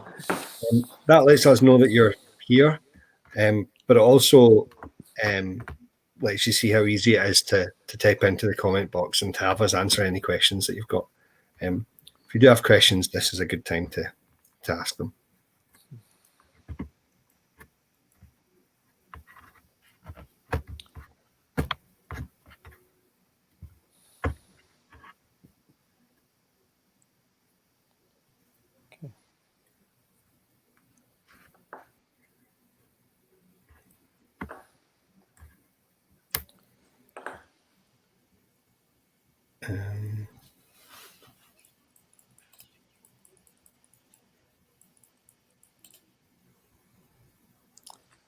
So I don't know if there is anyone there, Greg. If anyone's online. Yeah, it's hard to say. Yeah, I think we'll do is we'll wait for 5 minutes. So anyone that's joined, they should be able to hear us just now. So if anyone that's joined, we'll run through the seminar again. It's just a basic slideshow. It gives you some information about battery storage and some information about where exactly we're proposing, what exactly we're proposing to do. So we can run through that, or if anyone has any questions just now, if you've logged on. Andy, are you able to tell when people have filled in the form? Yeah, I can certainly. We should be getting sent those from our IT guy at the back end, so we should be able to get those forms too. Okay, that's fine.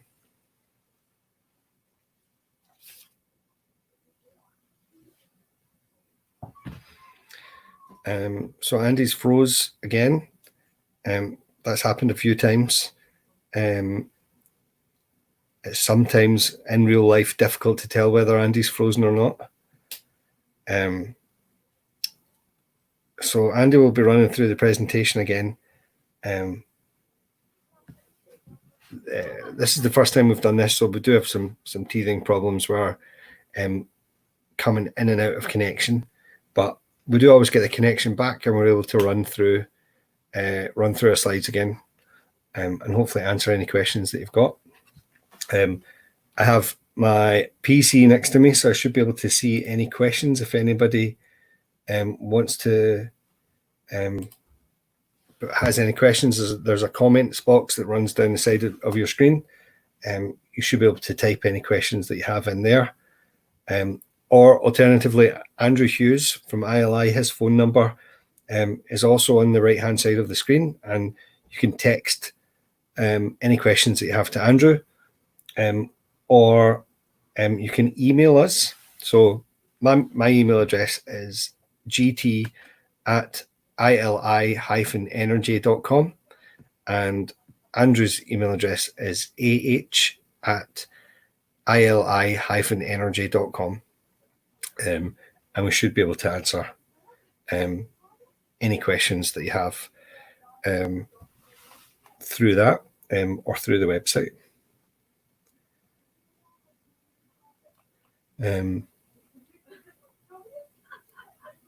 Andy has lost his connection. He should be back on soon. That's happened a couple of times tonight. I'm going to keep talking because I'm not really sure if there's anyone there or not. So I'm going to assume that there is people here. So you're here for the Learielaw energy storage project. This is part of the public consultation process that we're going through in advance of submitting a planning application for a proposed battery storage site at Learielaw. We have a presentation that Andrew will run through when he's back online.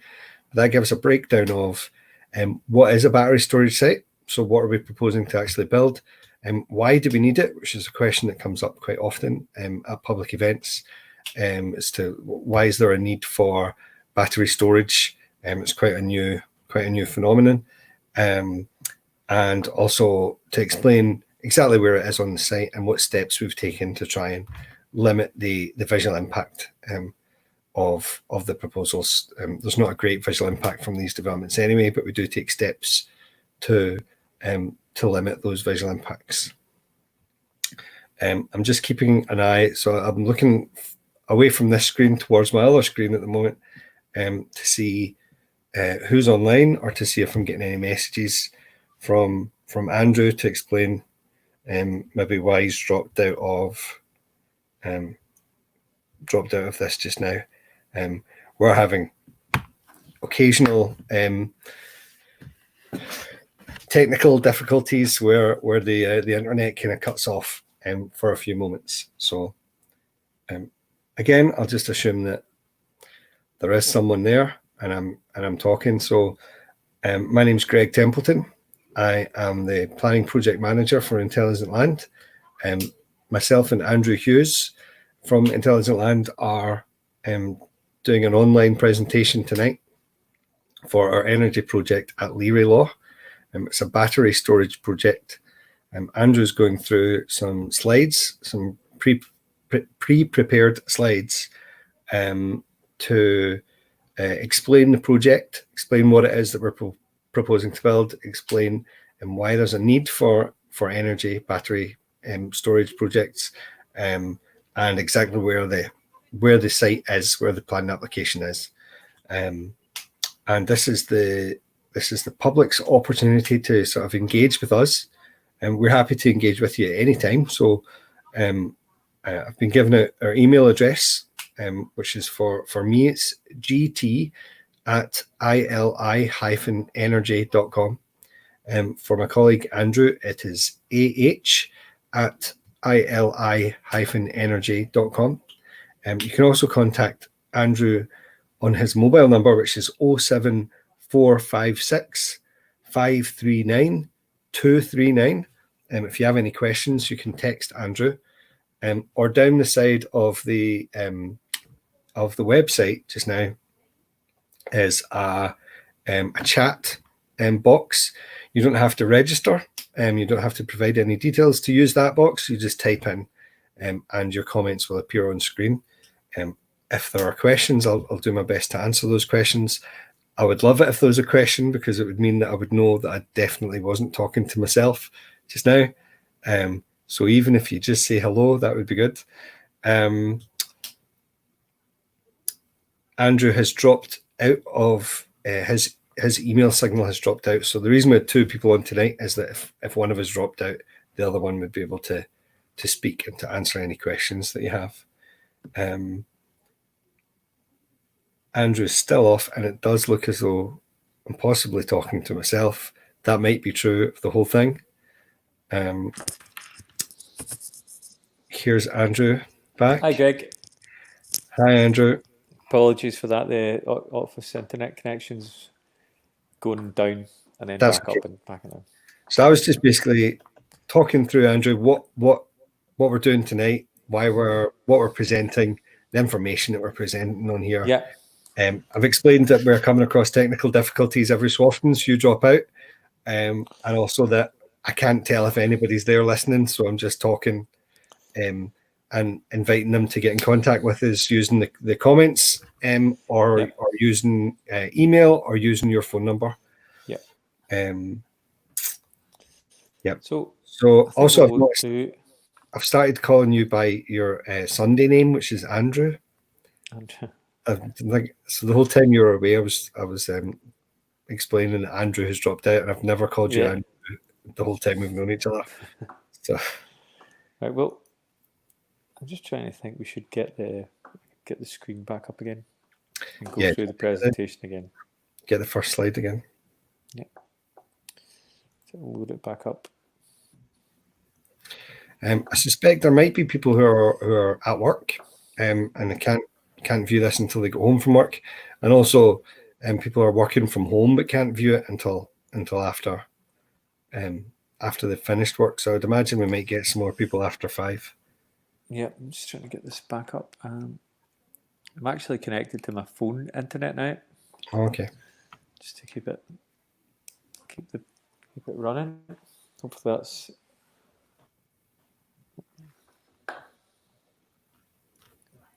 No, throw that up there.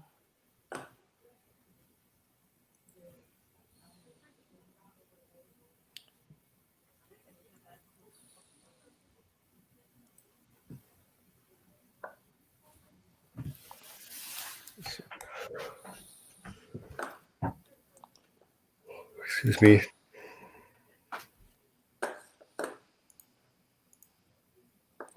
So is that up now? Good. Can you see that?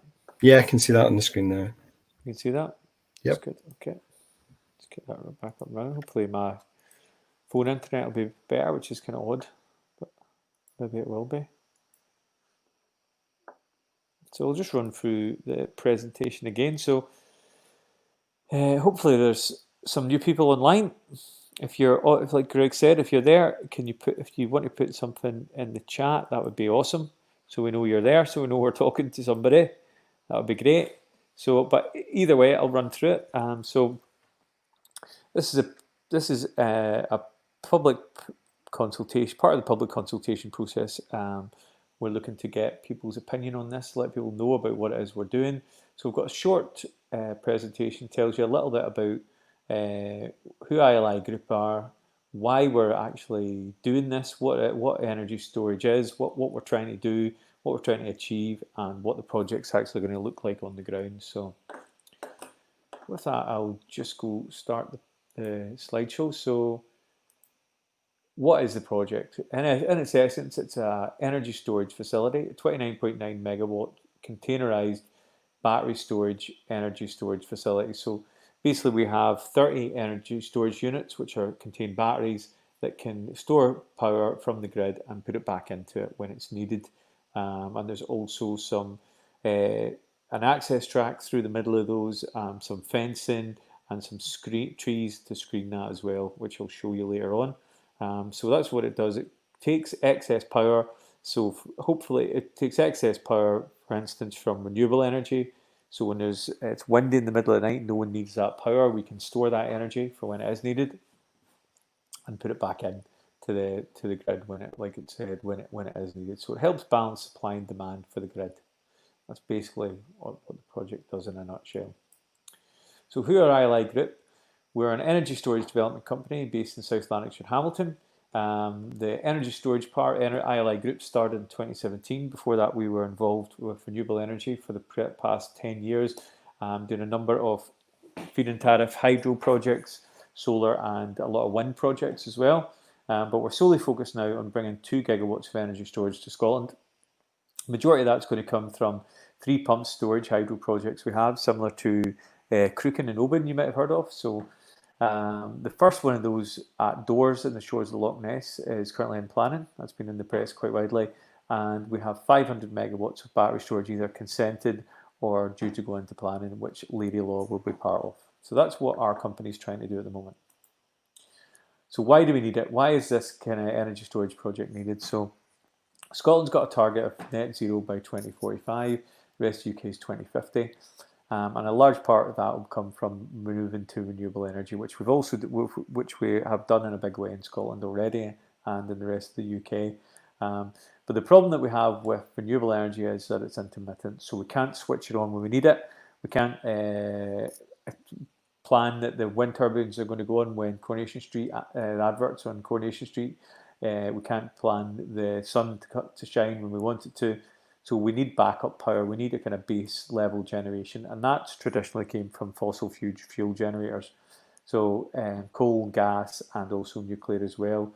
So at times when power isn't available, these get turned up. Now, as these kind of older power stations go offline, like Longanet and nuclear, and a lot of other kind of coal and gas plants are due to go offline, we're going to be more and more dependent on renewable energy.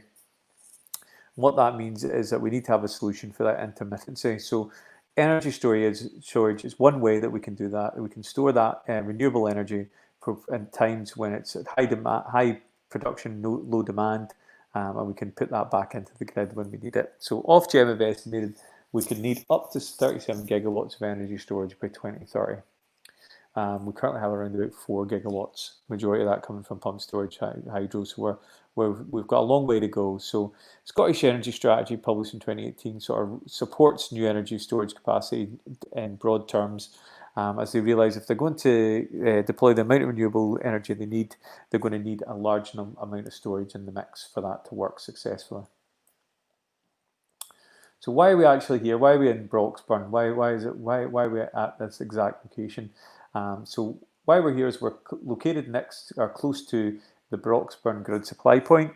And the grid supply point is basically where large transmission power, so large voltage from pylons comes in, gets broken down into smaller voltages that go to smaller substations, and again broke down to go to your house and to businesses. So we're at one of these kind of major grid hubs. And there's very few of these that actually have enough power capacity to take the kind of power we're talking about, the 30 megawatts. So that's why we're actually in this location, is we know, speaking to Scottish Power, we know that we can connect 30 megawatts at this location. And like I said, there's not many places we can do that. Now, we also believe, like the site specifically, we've positioned it well adjacent or parallel to the M8, so we've got quite good screening visually and acoustically. So the next few plans, a few kind of slides, give you an idea of where we are exactly and what it is we're planning to put on the site. So the project itself is where the Drumchorland Road meets the M8, or where it runs underneath the M8. To the north of that, we're going to run parallel to the M8. So if you see it in red there, just where that is, where we meet the Drumchorland Road meets the M8, you can see to the north of that the red line outline of where the project would be, and would be 180 metres from any dwellings from the south and 310 metres to the north of any project. So we're quite a good distance from any other sort of housing. So the actual project itself, the site layout, we have 40 energy storage units, 40 energy storage units, the 15 either side, with a road that goes, access road going through the middle of that. We will have a 3-metre wooden fence on the outside of that. On the outside of that, again, we will have the new planted native broadleaf trees and shrubs, which obviously take a wee while to grow. But in the meantime, it will be screened with the fencing that we're proposing. And on the outside of that would be a kind of stock fence, stock wire post stock fence. In the enclosure, there's also a substation that contains all the equipment that we need from Scottish Power to put the power back and forth between the batteries and the grid. Now, the energy storage units themselves are 13 metres by 2.5 metres on the ground and 2.6 metres high. And they also have, like I said, they have the racks of the batteries in them, and they also have air conditioning units on the outside to keep everything cool. Now, in the batteries themselves, we're using solid-state lithium-ion batteries technology, as these are what have been used basically in nearly every other battery storage project in the UK and worldwide. So they're proven technology. So that's why we'd be using them. Substation itself, it's in the unit, inside the compound, would be a GRP building, glass reinforced plastic, 10 metres by 6 metres by 3.2 metres high, with a colour to be agreed with the council. Like I said, that would include all the kind of equipment we need to take the power to and from the grid. So this is a cross section. So if we were to take a knife and cut right down the middle of our site and through the M8, this will give you an idea of what you would get. So you have the two kind of rows of the energy storage units. Going from left to right, you have the kind of the post fence. Then you have the trees that we're planting, then the actual fencing, 3-metre fence, the 2 rows of the energy storage units, another fence, the stock post fence, and then again the M8 to the right of that. So we've got we're surrounded basically, we've got quite good screening from nearly every angle. So the project itself, once installed, will have a minimal sort of visual impact. And again, this is just showing you what the kind of height of the fence, 3-metre high, and a wooden fence and a 1.2 metre post wire and wire stock fence that would be built on the outside of that. So that's really what we're planning to do, give you a quick overview of what energy storage is, what we're trying to do, what our company's trying to do, and why we're in this location. So If you have any questions, please put them in the chat. That would be great to hear from you. Thanks, Andy. Good to hear to anyone that's get onto, or you can't see the chat box. There's a mobile number there, so you can text me. It's 07456 539239. You can text me any questions you may have. Or you could also get us on email on ah@ili-energy.com, so you can speak to us that way too. So if the chat isn't working, you can still get in contact with us. What we'd love everyone to do who's came today or came online today to the presentation, if you would, there's a pan questionnaire. It says in the download section where you can click on that, and it will take you to an online comment form which you can fill in online and submit with any comments, and if there's anything we can do, take on board, we'd love to hear it. Or any comments you have, please do it. We'd love to hear from you. Thanks. And that's it. Thanks, Andy. Anything you'd want to add to that, Craig? No, I think that's the information's there. So I'll just kind of run through again, Andy, why we're here and things. So if you want to put the main first slide on again, if you can do that. So hi there. So I am Greg Templeton from Intelligent Land Investments. I'm the planning project manager, and myself and Andrew Hughes are doing a presentation as part of the public consultation for our proposed project, our proposed Learielaw energy storage project. This is part of the 12-week public consultation process. So we try and engage with the public, and we would usually do this in person. We would hire a hall somewhere nearby, and we would present to the public, and people could come along and see the drawings and ask us questions. Because of COVID-19, we're not able to do that just now, but we are still having an opportunity to present to you and to answer any questions that you might have. So Andrew has prepared a presentation that's a number of slides that go through the project. They explain what energy storage is, so that you know exactly what we're proposing, why there's a need for energy storage and battery projects now. And this is something that's fairly new in the last few years. People aren't used to seeing these types of applications. And also to explain a bit about the specifics of the site, why we've situated it where we have, where it connects to the grid and these types of things. So we're inviting people to get in touch with us if they have any questions or queries or comments. So we've set this up so that there's on the screen that you come to, there's a large sort of triangle, a rectangle that gives you the presentation, the slideshow. Down the right-hand side of that is a comments section where you don't have to register. You don't have to give us your email address or anything like that. You can just start typing in there any questions that you have. Below that is a telephone number for Andrew in case you want to text any questions to him. And there's also at the bottom of the screen, just below where it says downloads, there's a questionnaire that you can fill in. So you put in some personal details there, and you'll say if you have any queries, so maybe give your queries, and we'll try and answer those or try and address your comments in the planning application when we pull that together. There's a 12-week consultation period that we're in just now, and we're looking to submit the planning application as soon as we can after that 12-week period. And we don't finalise the design of the proposals until after we've had these public events and after we've had some feedback.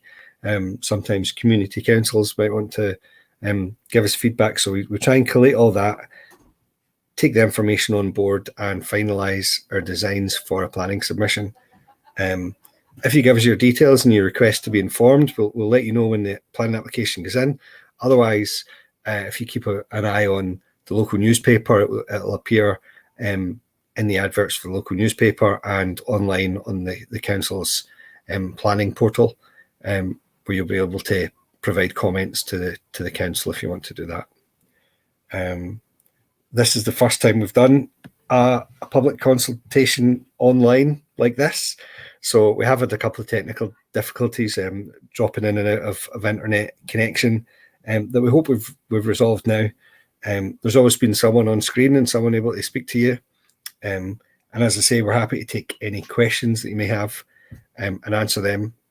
And then just every so often, Andrew will start the presentation again, and he'll go through all the elements of the proposals. I hope that's helpful. Andy, are you still there at the moment?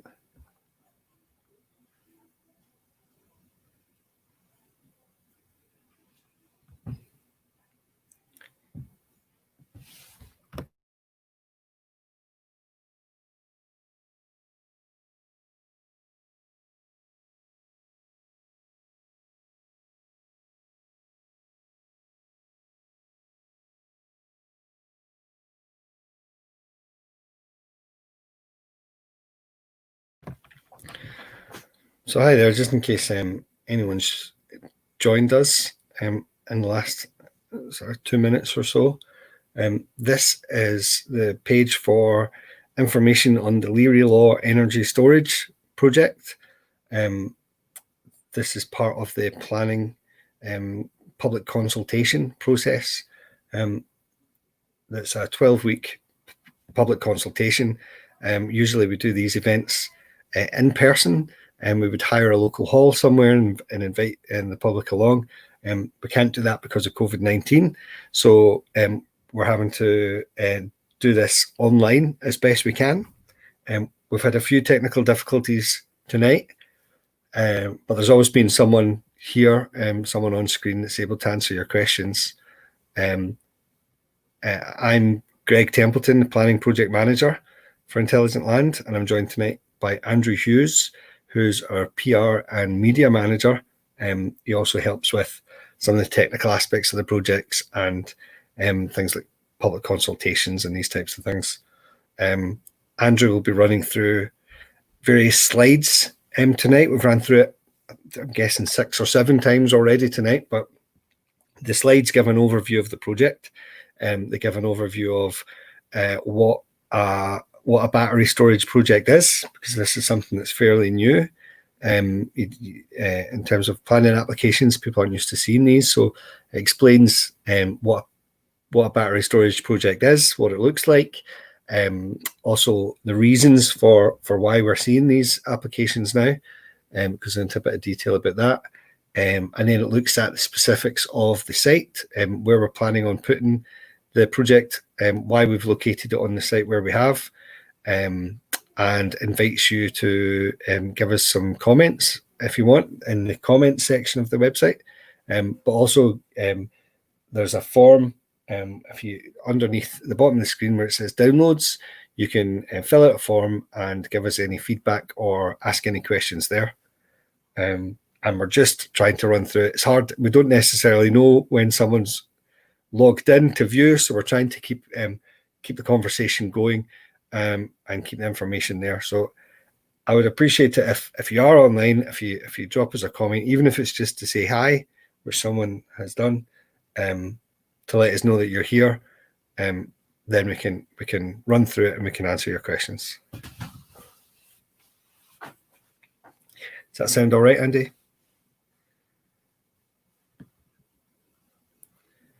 Yeah, that sounds great. Great. I think we'll just go through it. I was just speaking to Rick, our IT guy, just so we can make sure that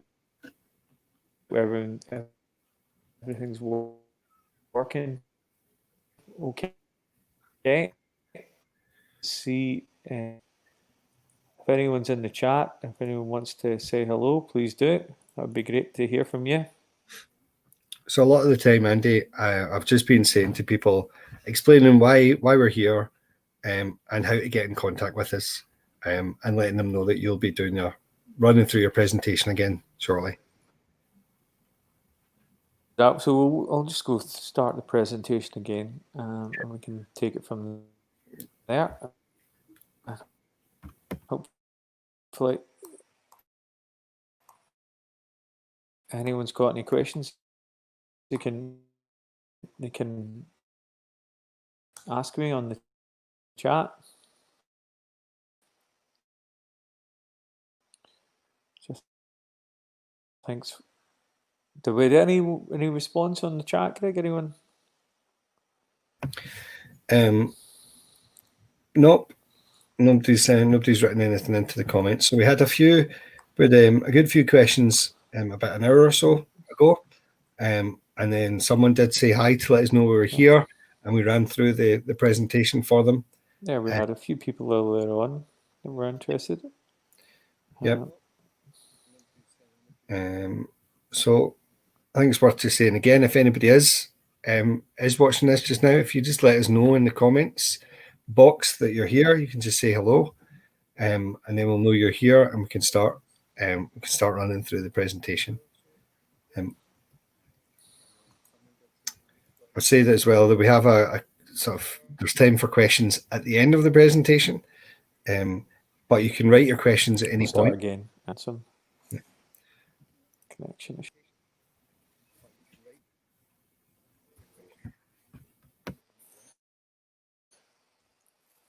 Cool.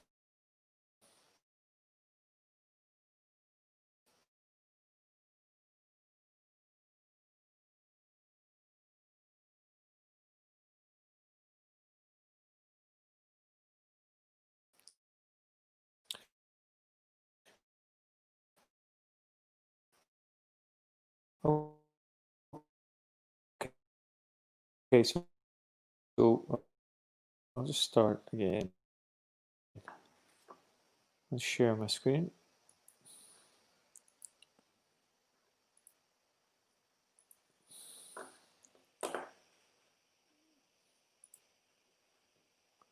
Start.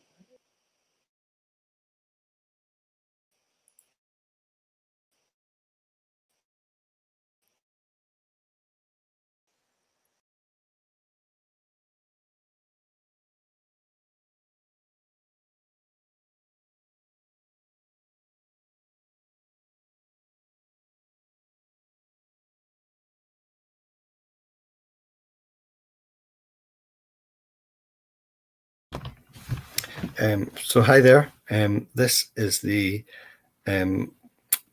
public consultation for Intelligent Land Investments Learielaw Energy Storage Project. We're doing this online today, and this is our first time that we've done a presentation online.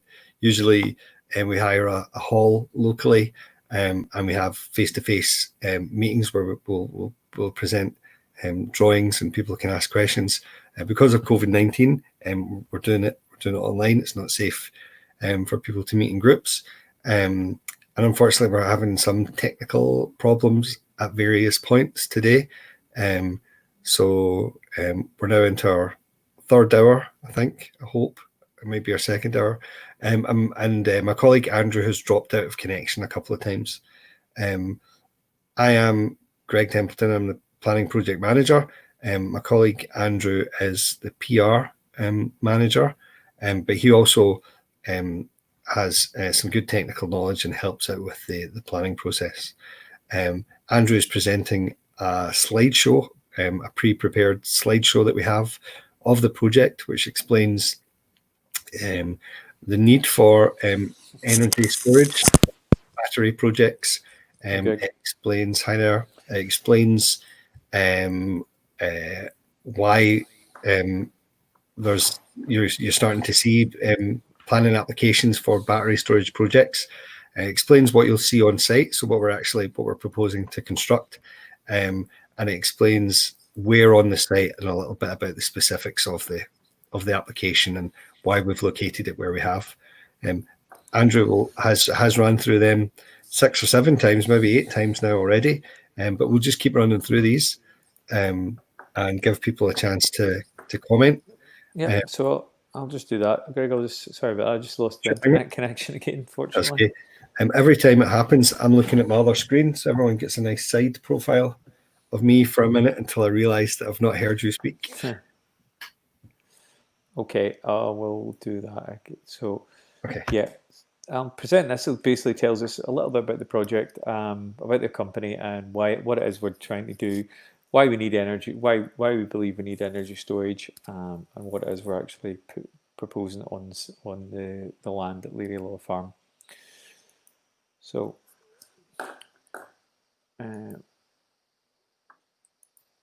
what is the project? It's an energy storage facility, and that consists of containerized battery storage units. There's 30 of those on the site, and that would give us a total of 29.9 megawatts of energy storage for the project. Now, the development, like I said, consists of the containers, containing the batteries and associated equipment, an access track, and also a small substation meter building, which all the equipment we need to connect to and from the grid. And outside of that, there's fencing, wooden fencing, and some plants that are trees and shrubs that are going to be planted as well to help screen the project further. So in essence, what this project does is it stores excess energy from the grid, holds that until it's needed, and then puts that energy back into the grid in the form of electricity, and that helps balance supply and demand for the grid. So you may have heard about the blackout that happened down in England last year when a large wind farm went off and they didn't have enough power to back that up. There was battery storage projects and projects like that they called on, but they didn't have enough of them. So this is what we're trying to do: is we need more energy storage to help kind of prevent against events like that, but also help store renewable energy for when it is needed, which I'll talk a little bit more in a minute. So who are ILI Group? Well, we're an energy storage company based in Hamilton in South Lanarkshire. The ILI Group started in 2017, although we've been running in various forms before that, doing renewable energy projects, specifically for the feed-in tariff, where we had a number of solar, wind and hydro projects that over the last 10 years that came to fruition. Now we're completely focused on energy storage. So our mission is to bring 2 gigawatts of energy storage to Scotland. The majority of that's going to come from 3 pump storage hydro projects. So similar to the one that you have up in Oban called Crooken, you might have heard of, call it the Hollow Mountain. So we've got one of those in planning at the moment, which is at Doors on the shores of Loch Ness, and that's been well advertised and got great coverage in the media as well. So that's currently in planning. And we also have 500 megawatts of battery storage that we're currently putting through either through planning or in the process of putting into planning, similar to Learielaw, the project I'm talking about today. So why is it needed? Why do we need energy storage? So Energy Scotland is a target of net zero by 2045 and the rest of the UK by 2050. So a large portion of that's going to be coming to moving from fossil fuel generators to renewable energy, which we've already done in a big way. But the main problem that you have with renewable energy is you can't switch it on for when you need it. So you can't turn it on whenever everyone hits the kettle for the break at Coronation Street or whatever soap you're watching. So that is probably the main problem with renewable energy, is it only creates power when the wind's blowing, when the sun's shining. So what we're doing is what energy storage does is it gives you a way to store that power for when it is needed. Now, as sort of large-scale coal and gas plants go offline, like Longannet, and nuclear plants start to go offline as well, we're going to become more and more reliant on renewable energy. So even more intermittency in the system means more energy storage that needs to be created. So Ofgem have estimated that we need up to 37 gigawatts of energy storage by 2030. So that's a massive increase on the 4 gigawatts that we have at the moment, and that's why we're in this sector. The Scottish Government have also recognised this, and they're broadly supportive of new energy storage capacity, as they know if they're going to deploy the amount of renewables they need across the country, they're going to have energy storage on a large scale. So why in this exact location? So the land's located next to, or close by to, the Broxburn grid supply point. Now, grid supply points are basically where transmission power comes in from pylons gets broken down into smaller voltages to smaller substations, and again broken down into voltages that would go to your house. So it's a kind of major hub. A grid supply point is basically a major grid hub, and these are all over the country, but there's very few of them that have the capacity to take the 30 megawatts that we're looking to put in. So we spoke to Scottish Power, and we know there's that capacity available. So that's why we're at this location. We've also positioned the site, we believe, quite well up against the sort of the verge of the M8. So it's well screened, sort of visually and acoustically.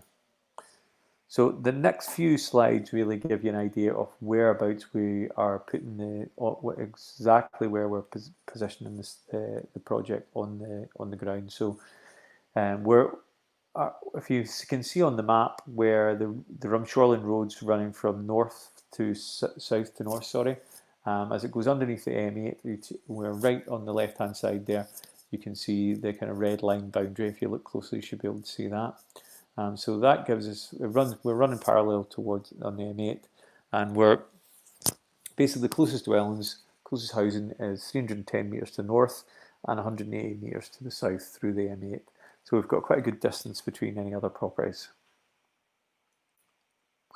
The site layout, so like I said, we've got 30 energy storage units. The way we've laid them out on the plan is we have 15 either side with the access track going down the middle. Then we've got the substation containing all the equipment that we need to get the power to and from the batteries. There's a small retention pond for any water overflow, and then we have screening on 3 sides of that with new planting that we're going to put in ourselves, a 3-metre fence and a wire stock fence after that, and obviously we have the natural screening from the M8 that's already there. So we've got the whole project kind of well screened, and once it's installed, the visual impact we believe is going to be pretty minimal. Now, the energy storage containers themselves would be 13 metres by 2.5 metres by 2.6 metres high. And then they would contain solid state lithium-ion batteries, as these are basically what have been used in nearly every other storage project. So we know they've got proven track record, and that's the technology we'd be going with as well.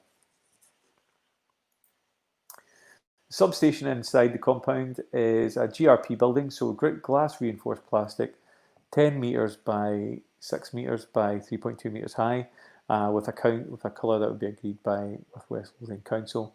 That'll hold all the equipment that we need to connect to the grid. Now, this is a cross section, so basically if you took a knife and cut it straight through the M8 on our site, this is what you would get to give you an idea of how the project is sort of positioned. So if you go from left to right, we've got the wire stock fence, then the screening that the trees, the sort of scrubs we're going to plant ourselves, then the 3-metre fence, 2 lines of energy storage units, then the other fence, and then we've got the M8. So we're quite well screened from all sections, so we think the visual impact on this is going to be pretty minimal. And here's the last slide is just shows you what the size of the fence is. So a 3-metre high wooden fence for the outside of the compound, and then a 1.2 metre post and wire stock fence would be built outside of that. So that gives you an idea what it is we're doing, a little bit about energy storage and why we're in this location, and what it is we're proposing on the site. So if you have any questions, please put them in the chat. It'd be great to hear from you. We can find out what people are thinking about the proposal. And also, if you look below where you're watching this at the moment, downloads, it's click to access the PAN questionnaire, and that you can access the online questionnaire form, which we'd love if you could fill in for us. That would be great.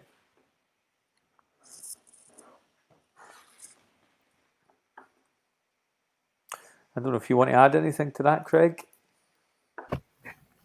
No, Andy, that was good. That covered everything. I would think, though, I would just say regarding the SUDS area, the surface urban drainage on the site, that's because it's previously an area where it's a field essentially, and so any rainfall on there falls on the ground and goes straight into the ground. What we're proposing to do is to have a road access in to the storage units. So any water that falls on that then won't sink straight into the ground. So we're creating an area within the site that allows the water to slowly go into the ground without creating any flooding out with the site or anything like that. So that's just a brief sort of explanation for what that Great. is. Okay.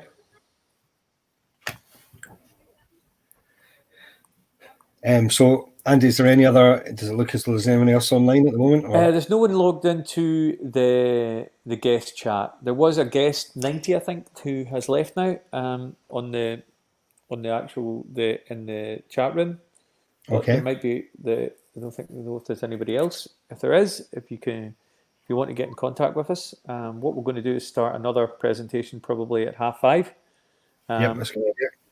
So I think we'll have a 15-minute break, which I'm going to add to the PowerPoint. Okay. So I think what we can do, I was thinking, Craig, is we can put up the times we're going to do the presentations.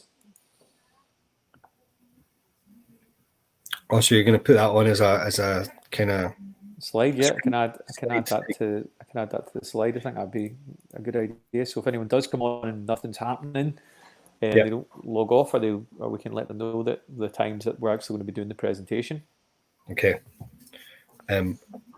What I'll do as well is I'll sit here. So because a couple of times you sort of dropped out, and then if you do drop out, and that holding screen disappears, then I can answer anybody's questions or whatever if people are there. Yeah. So are you looking at the big screen, Andy? I'm looking at the big telly in the boardroom. Yeah.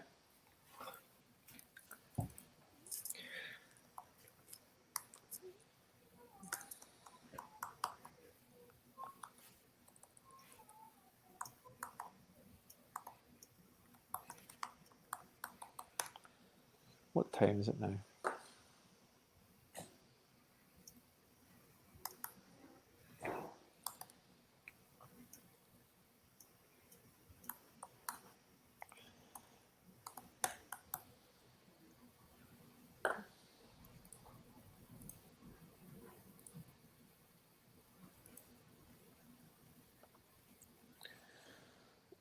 I think that's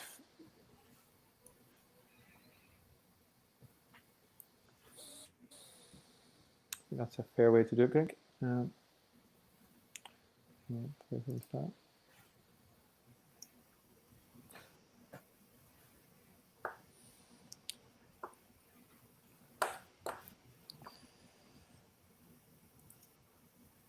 I'll share the screen as well.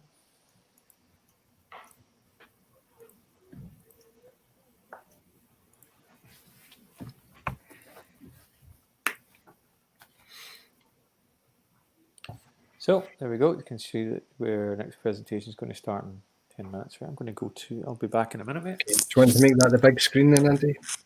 Sorry? Do you want to make that the Sorry, Greg? screen? Okay, I'll be back in a minute.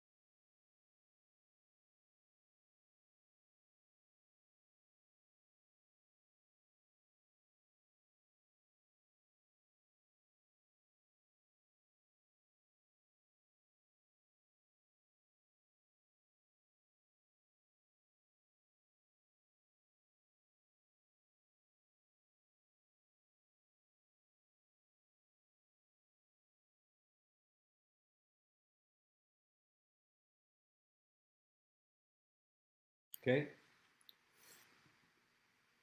Yeah, so welcome to everyone, anyone who's logged in. I'm going to do a short presentation. I'm Andrew Hughes. I'm the PR and Media Manager for ILI Group. Also got on the stream Greg Templeton, Planning Manager. And what we're trying to do here, obviously this is a public consultation for our project, our energy storage project, Learielaw, just outside Broxburn. Now, obviously, we would normally book a hall and everyone would come along and see us, and we would do all this face to face. But with COVID-19, unfortunately, we've had to do this in a socially distanced fashion. And speaking with the council, we thought this online way is the new way to do these kind of things. So that's what we're going to do. So my presentation is basically it's a couple of slides that tell us a bit about our company, ILI Group, what it is we're trying to do, a little bit about why we need energy storage, a little bit about the project itself, giving you some plans and some idea of what it is we're actually proposing.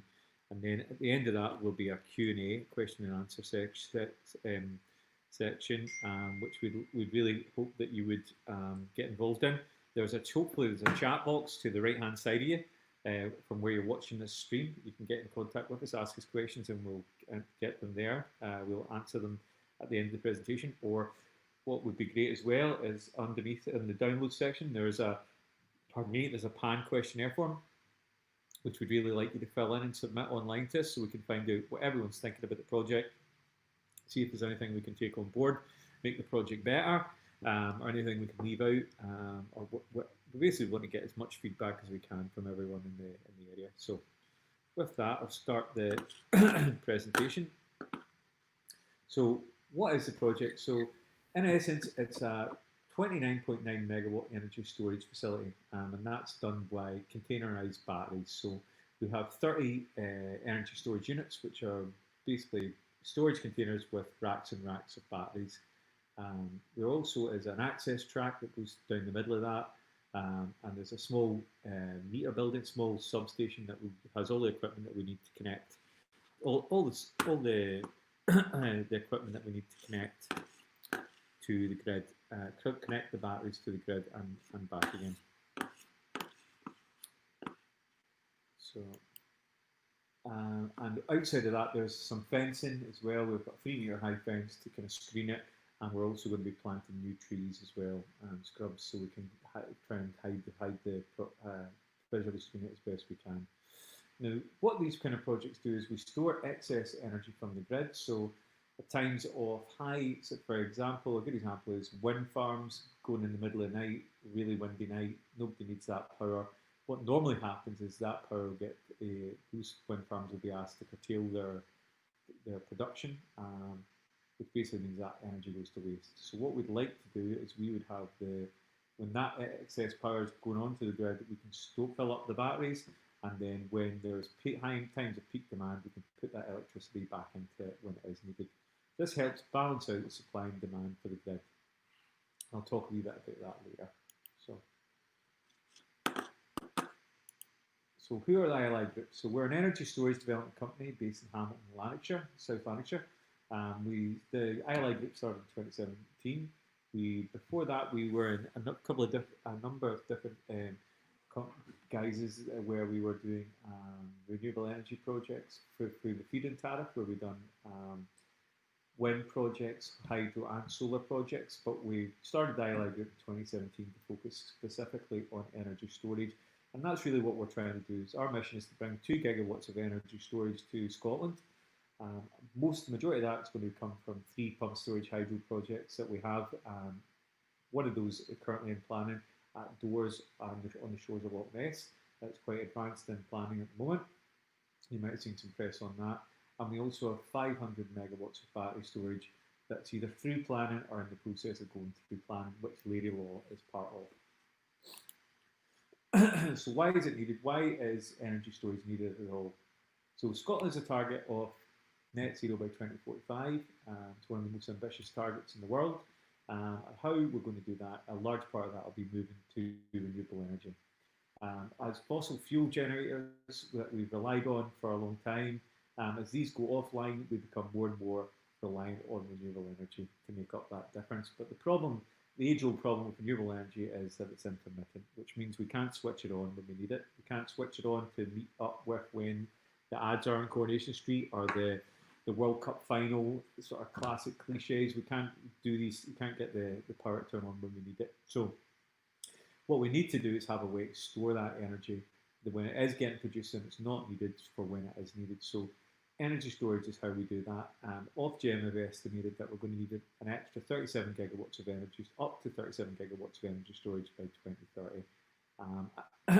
And the Scottish Government as well have recognised that if we're going to get the deployment of renewable energy on the scale that we need, energy storage is going to be a massive part of that. So they're broadly supportive of these new energy storage projects. So why are we in this exact location now? The land that we have is quite near the Broxburn GSP, which is grid supply point. And basically a grid supply point is a grid hub where transmission power comes from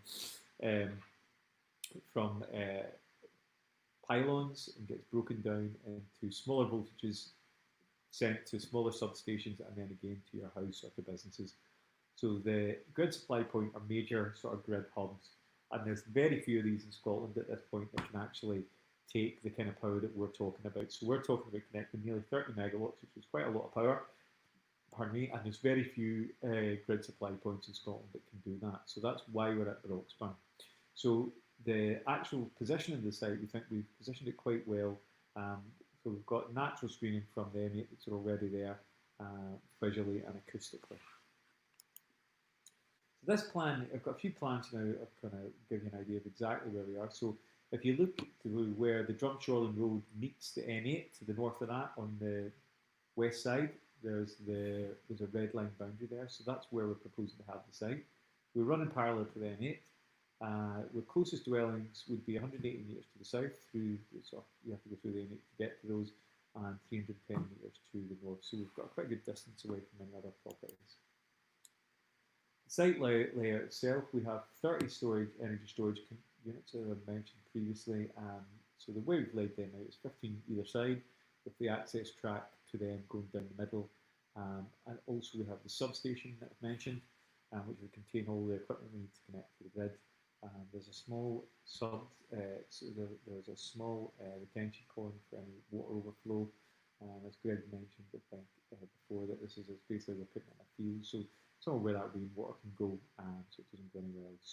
So we've got that screening as well from the 3-metre fence that we're going to put up on the outside of the project, outside of the containers, and then outside of that we would have, on 3 sides, we would have screening from scrubs, native broadleaf trees and shrubs that we're going to plant, and then you have to the south you have the verge of the M8 to screen the project. So we're really quite well hidden, and once the project's installed, it's going to have a minimal sort of visual impact. That's our hope anyway.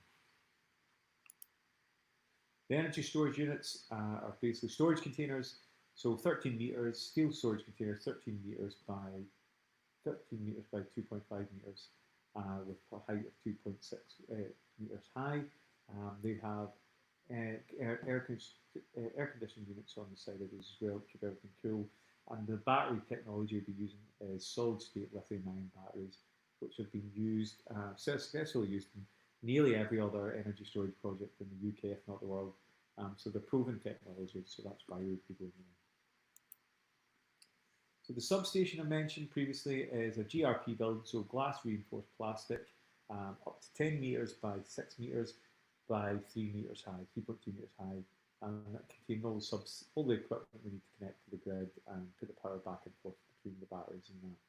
And the colour of that would be agreed with the council. This is a cross-section view, so if we would take a knife and cut right down the middle of our site in the M8, this is what you would get. So it gives you, if you're going from left to right, it gives you the kind of wire post fence, then the screening with the trees that we're planting, then the 3 metre high sort of wooden fence, then the 2 rows of the energy storage units, another 3 metre high fence and stock post fence, and then the actual the verge of the M8 and the M8 itself. So we're quite well contained and well hidden visually, well screened visually. The final sort of view we have is just some of the fencing that we're going to be using. So solid wooden 3 metre high fence, and then outside of that we have a 1.2 wire stop fence. So that gives you a good idea of what it is we're proposing, where exactly why we're in this location, and a little bit of a background about the company and energy storage. So if you have any questions, please put them in the chat box. If you can see the chat box. If you can't see the chat box, please text us. My mobile number's there. It's 07456 539 239. We'd love to hear any comments that you have, anything we can take on board. And what we'd love it as well is if you look at the downloads there, it says click to download, access the PAN questionnaire. So it's an online questionnaire where you can give us your comments on the project, and anything we can take on board, we would do so. But I think that's really it from me. Greg, is there anything you would add to that? No, Andy, I think that covered it very well. I'm noticing the slight now on the noise. Sorry? There's an echo. Was there an echo? Yeah. Okay. Only it might just be because I didn't have my headphones plugged in. Okay. So I'll plug my headphones back in. Hopefully that's it. Is that? Yeah, I think that stopped it. Yeah, I think that was it. It was just probably you're hearing the sound from the laptop come back through again. Yeah. So that's yeah, no, mate. I think you covered everything there. You've invited anyone to ask questions if they have any questions. Yeah, I have indeed. I don't think there's no one else new in the chat room. I know there might be people viewing out with that. So if you're not in the chat room, you can go to the chat room. You don't need to. You can just log in as a guest. You don't need to give us any details or anything like that. Just log in as a guest and fire us the questions over. Or if you don't want to even do that, you can just send us a question through my mobile number is 07456 539 239. Also, our email addresses, Andy, if you want to give them out. Yeah, it's ah@ili-energy.com, and that's mine, and gt@ili-energy.com for Greg. So if you feel more comfortable, just email us any questions. Do that also. I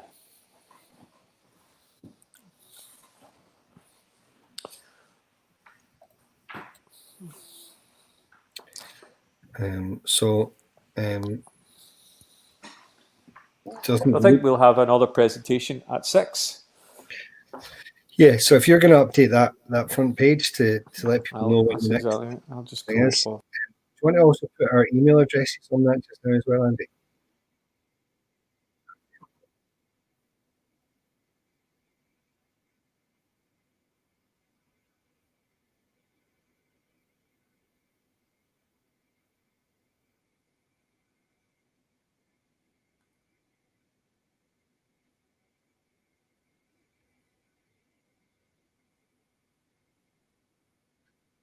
I'm still here, Greg.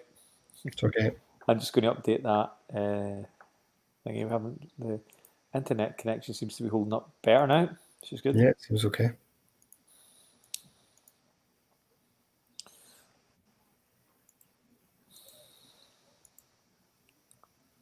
See, let's update this. We've got the dual monitors. It's quite handy. And the other big screen in the office. Mm-hmm.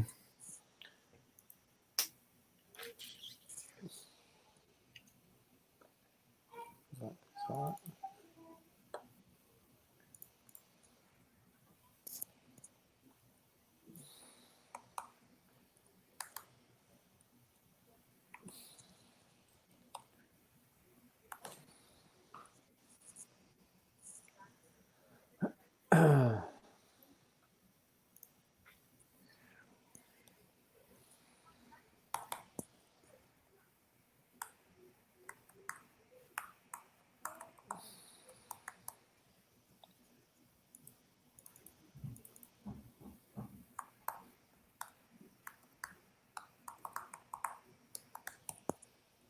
Oh.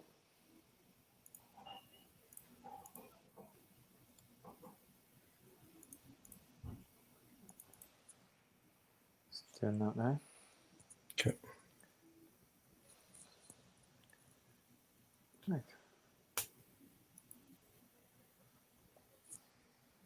I'll just share that again. Okay.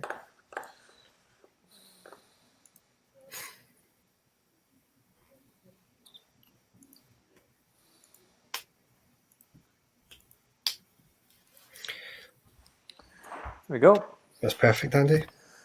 So next presentation is going to start at 6 o'clock, unless a load of people come in before then. And if you want us to start the presentation before then, just say so on the chat or text us, and we'll get it cracking right away. Just so we're not presenting it again and again and again to nobody. So we've got an idea. So if we stick to those times, kind of every half hour, then that should give everyone plenty of opportunity to hear what we're saying. Yeah, that's fine. Cheers. Okay.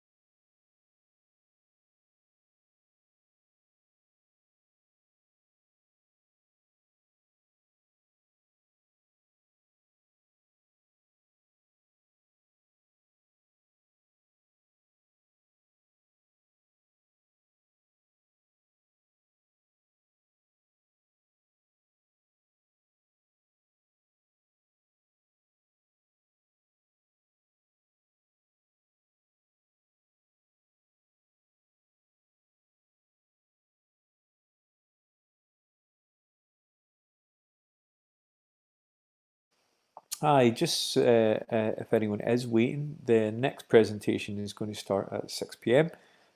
Where we can run. I'm going to run through the project, the Learielaw energy storage project that we have, and tell you a little bit about our company, what we're trying to do, and what we're proposing on the land at Learielaw. So if you can wait till 6 o'clock, that's great. If you want us to start before then, we can certainly do that too. If you want to go onto the chat, you can come onto the chat, let us know, and we'll start the presentation before then. If you can't see the chat, there's also our mobile numbers there, 07456 539 239, where you can contact us with any questions you might have as well, or if you want us to start before 6, that's fine too. Thank you.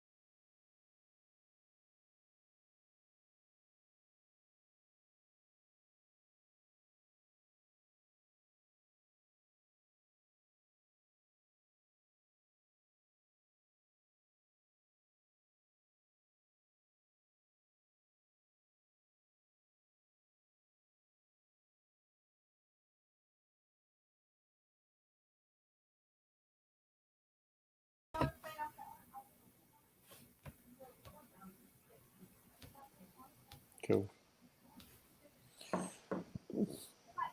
You ready, Greg? I am ready, Andy. Are we a little early? A little bit. Just give people a little preamble to what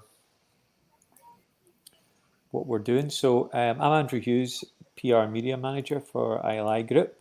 And below me on the screen is Greg Templeton, Planning Manager for ILI Group. We're doing a quick presentation today, just a quick few slides, give you an idea of what we're doing with our Learielaw energy storage project. So we're going to get cracking with that in a couple of minutes.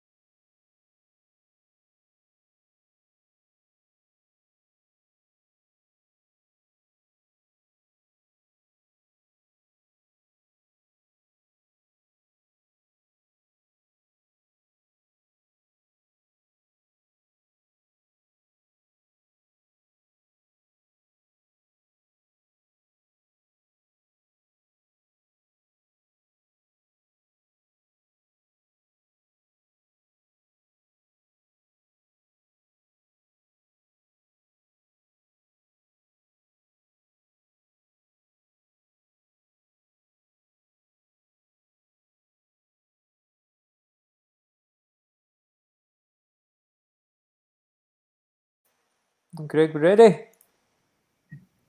Yep. Yep, okay. So welcome everyone. Hopefully there's some people on the stream. I think there might be a few.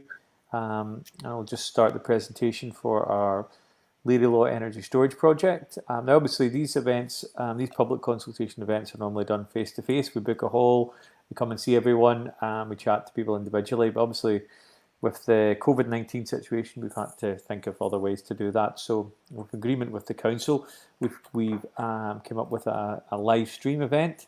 So what I'll do is I'll go through the slides on the presentation. It gives you a little bit of background about the company, about energy storage, about why we're actually doing it in this location, and what the project's actually going to look like. So what is the project? So in essence, it's an energy storage facility that will be 30 containerized battery storage units that would total 29.9 megawatts of power that we can store, sort of energy we can store and put back into the grid. So like I said, these would be containers containing racks of batteries, associated equipment. There's an access tract in the middle of them, and there's also a small substation for the equipment we need to connect to and from the grid. And the compound itself would be surrounded by fencing and shrubs and trees that we're going to plant as well, so we can keep the project screened visually as best we can.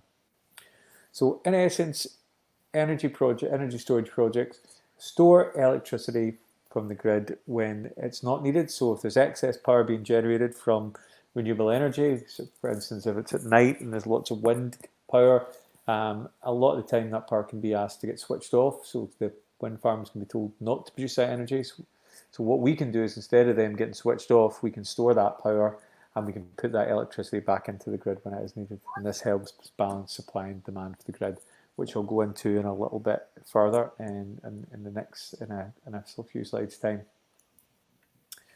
So who are ILI Group? So the ILI Group are an energy storage development company based in Hamilton, South Lanarkshire. We started the energy storage section at ILI Group in 2017. Before that, we had 10 years in renewable energy to do with the feed-in tariff. So we put numerous projects through planning for wind, solar, and hydro. But now we're focused entirely on bringing 2 gigawatts of energy storage to Scotland. So that would be through developing 3 pump storage hydro projects. The majority of that would come from those 3 pump storage hydro projects, all 450 megawatts plus.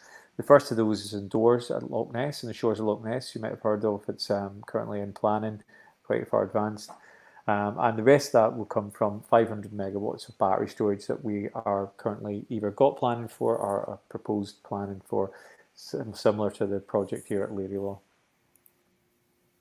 So why do we need energy storage? Why is it needed? So Scotland's got a target of net zero by 2045. I think the rest of the UK is 2050. Now to get to these kind of net zero targets, we're going to have to move away from coal, gas, and other fossil fuel generators, and renewable energy is going to be, we're quite reliant on renewable energy in Scotland, but will become more so as these kind of these older power stations go offline, like Longannet, and nuclear and other gas plants start to go offline. We become more and more reliant on renewable energy. But unfortunately, the main problem, the age-old problem with renewable energy is it's intermittent. So we can't switch it on to meet demand. It comes when it's windy or when it's sunny. So what energy storage does is a way to store that excess power for when we do need it. Now, Ofgem have estimated we might need up to 37 gigawatts of energy storage by 2030. The Scottish Government recognise this as well, that they are generally supportive of new energy storage capacity, and they realise if we're going to deploy renewable energy at the level we're talking about to hit these targets, we're going to need much more energy storage. So why exactly in this location? Why in Broxburn? So we're close to the Broxburn grid supply point. So the grid supply point is basically a large grid hub. So it's where transmission power comes in, and from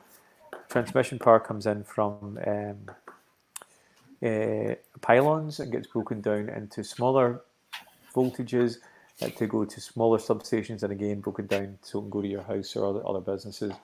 So grid supply points are, there's a number of them across Scotland, but very few of them have the kind of capacity available to connect the kind of round about the 30 megawatts that we're talking about.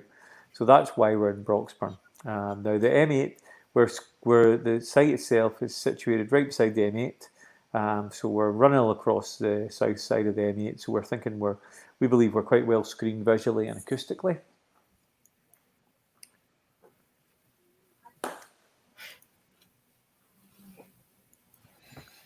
So the next few plans give you an idea of exactly where the project is and what's actually going to be on the land. So this gives you a good idea of where we're proposing it. If you look, the Drumshoreland Road running from south to north, we're going underneath the M8, and then to the west of that, you can, just as you go through underneath the M8, you can see where the proposed project is going to be, the red line boundary there. Hopefully you can see that okay. Now, there were 180 metres to the south from any dwellings, and we're 310 metres to the north. So, pardon me, we've got a good reasonable distance from any other dwellings. The actual layout of the site, like I said before, we've got 30 energy storage units, 15 either side on the plan there, as you can see, with an access track going down the middle of those. The substation that we're going to build as well, to contain the equipment to connect to and from the grid. A small retention pond for any water flow, for any rainwater so it can fill up there. And we're screened on three sides by scrubs and trees that we're going to plant. And to the south, we're screened by the verge of the M8. So we think the project's quite well contained. There's also a 3-metre fence outside of that, and a stock fence outside of that again. So I think we believe the project's going to be quite well screened visually. When it's actually installed, obviously the trees will take a time to grow, but it'll be screened by the fencing, and then eventually you won't be able to see that at all. You'll just be able to see the trees and scrubs that we have proposed to plant. Now, the energy storage units are steel containers, 13 metres by 2.5 metres, 2.6 metres high, with now racks of batteries inside of those with pardon me, air conditioning units on the side of those as well to keep all the equipment cool inside. Now we'll be using solid state lithium ion batteries, which have been used successfully across most, if not all, UK and worldwide battery storage projects, so it's proven technology. Substation buildings, a GRP building, 10 metres by 6 metres, 3.2 metres high. That will contain all the equipment needed to get the power to and from the grid, and that will be a colour that will agree with the council. Now this cross section gives you a view. If we were to take a knife and cut it straight down the middle of our site and down the M8, if we run from left to right, you can see the kind of stock fence, the trees we're proposing, and scrubs at the 3-metre wooden fence, and then the 2 rows of energy storage units, another 3-metre fence, and the stock post fence, and then we have the verge of the M8 and the M8 itself. So we believe that the project's well positioned visually, that it's going to have a minimal impact for the surrounding area. And the final slide we have, it just gives you a quick view of what the 3-metre high fence would be like, and the wooden fence and the stock post fence, the 1.2 metre high stock post fence that would be around the outside of the compound. So I think that gives you a good idea of what it is, a quick overview of energy storage, why it's needed, why we need to put it in this area, and what kind of steps we're taking to minimise the impact. So if you have any questions, please fire them in the chat on the right hand side of the stream. If you don't have the chat box, my mobile number's there, 07456 539 239, and also me and Greg's email addresses are also available. Mine is ah@ili-energy.com. Greg's is gt@ili-energy.com. You can send us any questions you might have, and we can try and answer them here. What we'd love everyone to do who's watched this or watched the stream tonight, if they can go to the downloads section, there's an online PAN questionnaire where you can fill in and give us your comments. Now obviously these aren't the This is comments going to us. They're not comments to West Lothian Council, which you can put in at a later date when we put in our full planning application. Anything you'd add to that, Greg? No, that was good. So you've introduced that at the start that usually we do these things in person in a store, in a like hall, public hall or something. But the point is really to engage with the public, and hopefully, if you do have any questions, you'll let us know, or if you've got any feedback or comments, you can use the questionnaire at the bottom, and we'll consider those. Great.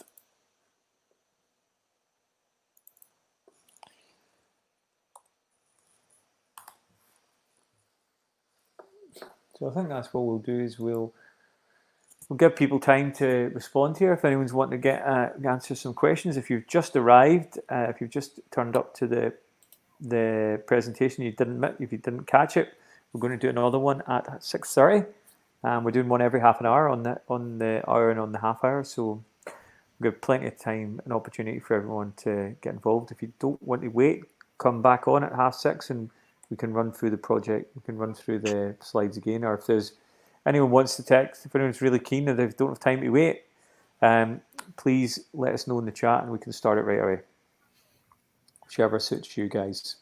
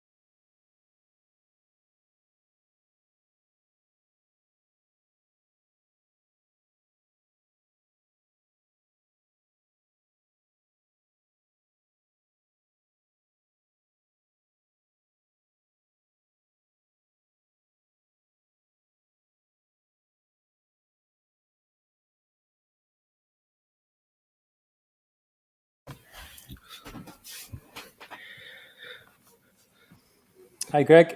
I had it. How you doing? Good. So, welcome anyone who's tuning in for the half 6 presentation. Just to give you a quick idea of what we're doing. Sorry, I'm Andrew Hughes. I'm the PR media manager for ILI Group. Below me, we have Greg Templeton, who is the planning manager for the company. And we're going to give you I'm going to give you a quick presentation on the Learielaw energy storage project that we have proposed near Broxburn. And obviously, we normally do these kind of events face to face. We book a hall somewhere locally, and everyone come in and have a chat to us. But obviously, with the COVID-19, we've had to think differently about how we do these kind of events. So, this online event hopefully give everyone an overview of what we're doing, give everyone a chance to give us their views on it. So, you might see to the right of you there is a chat box. So if you have any questions, please put them in the chat box and we'll answer them at the end of the presentation. There's also a phone number there if there's no chat box. Obviously it's our first one, so there's a few technical hitches that hopefully the stream won't drop off, but it might do and we'll come back on. But if you can't see the chat box, there's a mobile number and also our email addresses are on the screen there too, so you can email us. So that way, it's also, if you look at downloads underneath the stream box, there is a PAN questionnaire, which we'd love you to fill in, give us your views on the project, and if there's anything we can take on board, hopefully we can take it on board, or if basically any comments you have, we'd love to hear what you have to say about it. So I'm going to run through that, start the presentation now. I'll give you a quick overview of the ILI, the company, what energy storage is, and what it is we're trying to achieve. So with that, get the mouse back. So I'll do that. Let's see if we've got anyone on the chat.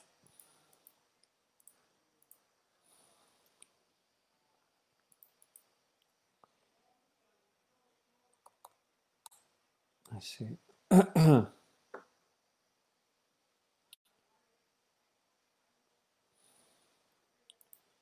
So I don't know if there is anyone there. There's no one new on the chat, but I'll go through the presentation anyway for anyone who's not logged into that.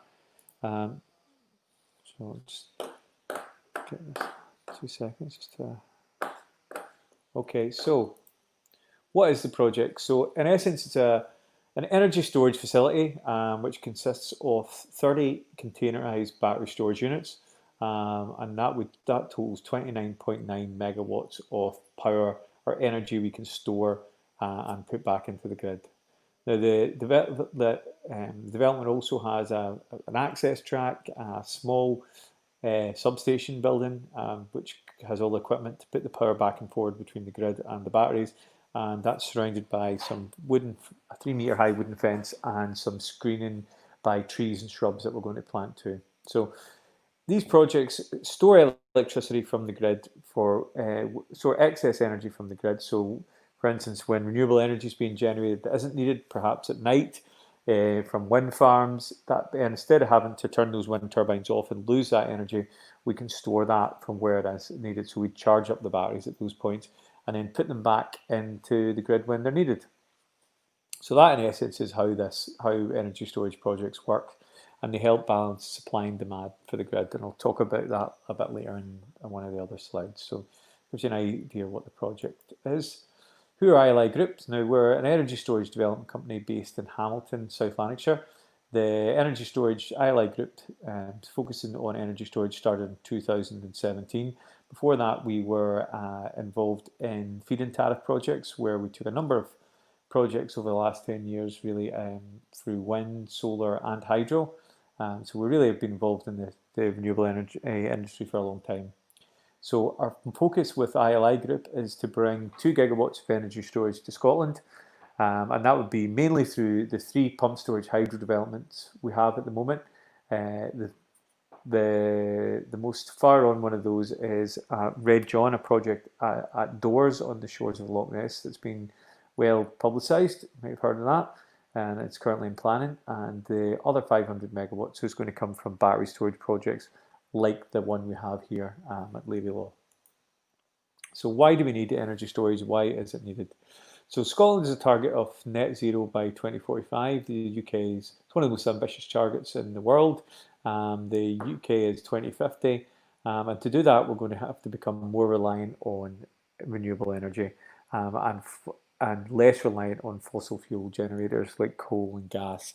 Now, as these kind of older power stations, coal and gas, go offline, and nuclear as well, we're going to become more reliant on renewable energy. But the age-old problem with renewable energy is it's intermittent. So what that means is we can't rely on it to meet demand. We can't switch it on when everyone hits the kettle at the World Cup finals, the old cliche, or when the break is in Coronation Street. We can't program when renewable energy is going to work. It works when it's windy, it works when it's sunny. So what we need to do is find a way to store that power for when it is needed, and that's what energy storage projects like this do. It means that you can deploy renewable energy on a much higher scale, and it lets you become more dependent on renewable energy, which is obviously a great thing when you're trying to hit sort of carbon targets and get into net zero. So Ofgem have estimated that we would need up to 37 gigawatts of energy storage by 2030. At the moment, we've got around about 4 gigawatts, so we're a good bit off that. So a lot more kind of energy storage is going to be needed and is being put out there at the moment. So projects like R1 and other battery storage projects as well. So the Scottish Government are broadly supportive of energy storage projects, and they realise if they're going to deploy renewable energy at the level that they are wanting to, they're going to have a large portion of energy storage as part of that mix to balance the grid. So why in this exact location? Why near Broxburn? So the land is located near the Broxburn GSP, which is the grid supply point, which is a major grid hub basically. There's a number of these in Scotland, around Scotland, where transmission power comes in from pylons, gets broke down into smaller voltages that go to smaller substations, and then eventually down to your house and other businesses.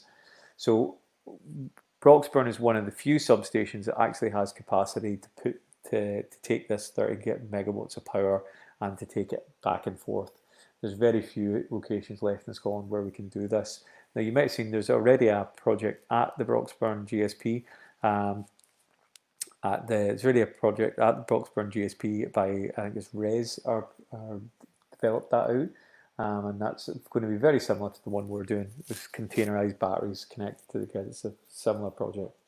And we've positioned our project beside the M8, so we think it's well screened kind of visually and acoustically. It's kind of hidden away. So the next few slides give you an idea of what the locations of the project exactly is and what we're proposing to put on the site. So if you come up the Drumshoreland Road there in yellow, where we go underneath the M8 to the west of that, you can see the red line boundary. If you look closely, you should be able to see a red line boundary, and that's the sort of the footprint of the compound. Running parallel to the M8, closest houses, dwellings to the south, 180 metres through the M8. Closest dwellings to the north, 310 metres. So the site layout itself, this is a kind of plan view, and we've got 15 energy storage units either side, 15 units either side to each other with an access track down the middle. A small substation, a small Scottish Power substation that will contain all the equipment we need to get power back and forth between the batteries and the grid. And then we have a small retention pond here for any kind of offlow for rainwater. Now we have a 3 metre high fence that goes around the inner outside of the compound, a wooden fence, and then outside of that we have the trees and scrubs that we're going to plant that will obviously take a wee while to grow, but once they're fully grown then we'll have screening on all sides with the M8 to the south. So we think it's in a good location to be fairly well screened, so the visual impact's minimal. The energy storage unit is 13 metres by 2.5 metres by 2.6 metres high, with air conditioning units on the side as well that keep all the equipment cool. Now the batteries themselves will be solid state lithium ion batteries, which have been successfully used across most other, if not all, UK and worldwide battery storage sites at the moment. So it's proven technology. Substation is a small GRP. It's a glass reinforced plastic building, 10 metres by 6 metres by 3 metres, 3.2 metres high, that'll contain all the equipment that we need to connect to the grid and the batteries to the grid. Cross section, this gives you an idea of what it would be like if we took a knife and cut down the middle of our site and through the M8. So if you're going from left to right, you see the kind of stock post fence, then the trees, the screening that we're proposing, the 3 metre high wooden fence, and then the 2 sort of rows of battery storage units, another 3 metre high fence and stock post fence, and then the embankment of the M8 and the M8 itself. So we're quite well enclosed from all sides.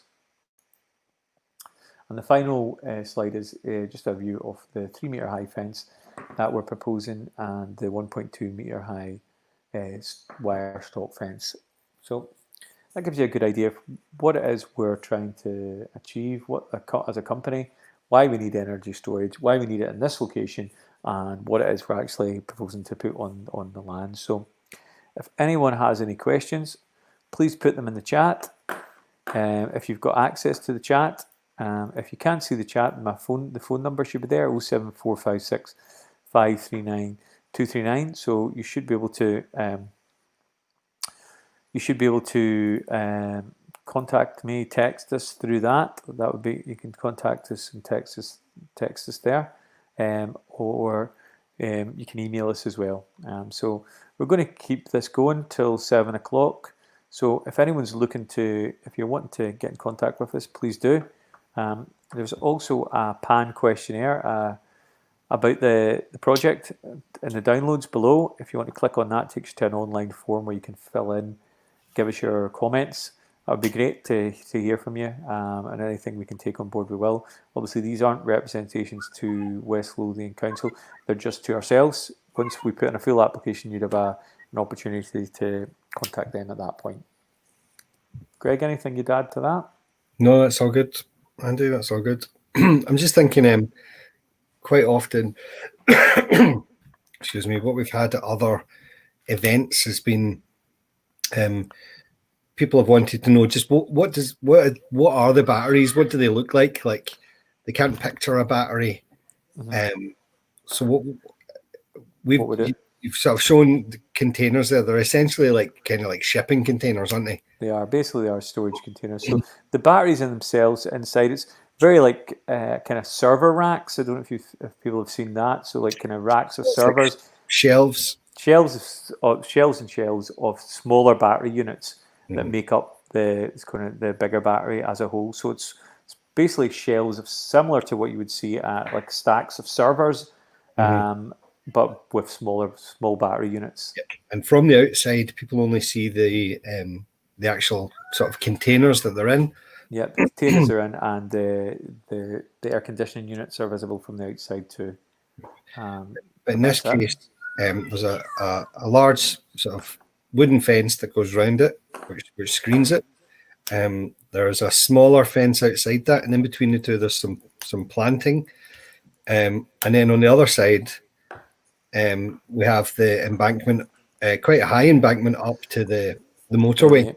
Yeah. So we're lucky there. We're screened sort of visually and acoustically as well, and that there's a lot of background noise from the M8 and from the railway line that's close by as well. Not that the batteries are that noisy, but it does give you that kind of extra screening. Yeah. So the other thing that people have asked sometimes is, are you building this because of, and then they mention some other project. Yeah. They do get that before that this energy storage project is going to help a wind farm or someone else get planning, or it's connected in some way. And although they are connected, sort of in theory, they're connected to all renewable energy projects generally. They're not connected or in any way to any specific renewable energy project. So this energy storage project going ahead doesn't affect any local wind farm or hydro plant that people have mentioned to us for other sites. That they were annoyed that this was part of the planning for that, really, that it was like it was somehow going to make getting planning for the wind farm easier or make it more contentious than what it really was. They were connecting it to projects that were sort of contentious in the local community, whereas this is a standalone project, not connected connected to any specific renewable energy project. So all our battery projects are completely independent of anything else. Yeah. They're to cater for a need and a requirement on the grid, that the grid needs some flexibility in it, and it needs to be able to store energy when it's not required, so you can use it later when it is required. Yeah, so it's an existing need that is available right now. So it's a commercially viable existing need right now. It's not dependent on any other kind of wind farm or anything like that going live. It's ready right now. Yeah. They do have so Scottish Power and other big companies that have on-site renew. I think people get mixed up with energy storage that's on-site energy storage. So it's like directly connected to a wind farm. It's on the same sort of bit of land. Whereas this is connected to the grid. So we're connected through the grid network. We're not connected directly to any renewable project, which happens now with solar and wind, where there is battery storage for on-site. So that's going directly from the wind turbine into the batteries, not going through the grid. Whereas ours is through the actual grid network. We're providing the service for, not a specific renewable energy project. And at the same time, it is also true to say that we do help with the further rollout of renewable energy. Yeah, we do. Yeah, so in general terms, that helps with the rollout of renewable energy, but not site-specific terms. So it's not connected to any one project. Yeah. So if there are more battery storage projects at appropriate locations on the grid, then there can be more wind, like offshore wind farms. There can be more solar sites, because that energy that's produced can now be stored somewhere. That's basically it. Needed. Yeah. That's basically it. That's what Ofgem believe, that we're looking at a massive kind of rollout of energy storage if we're going to kind of the government are talking about 40 gigawatts of offshore wind that's going to be put into the system, and to facilitate that, we're going to have a lot more energy storage if that's going to work. As sort of older coal and gas plants go offline, they can't meet that base load anymore. We're going to have energy storage to meet that. You also mentioned earlier on about there was a big blackout down in England. Yeah. Do you want to go through that again and just? Yeah. Well, there was down in England last year. There was a blackout when there was I think it was Hornsey wind farm dropped off the grid very quickly. So it was something like a gigawatt of power dropped off the system very quickly. I think it was a lightning strike that took that power out, dropped right away.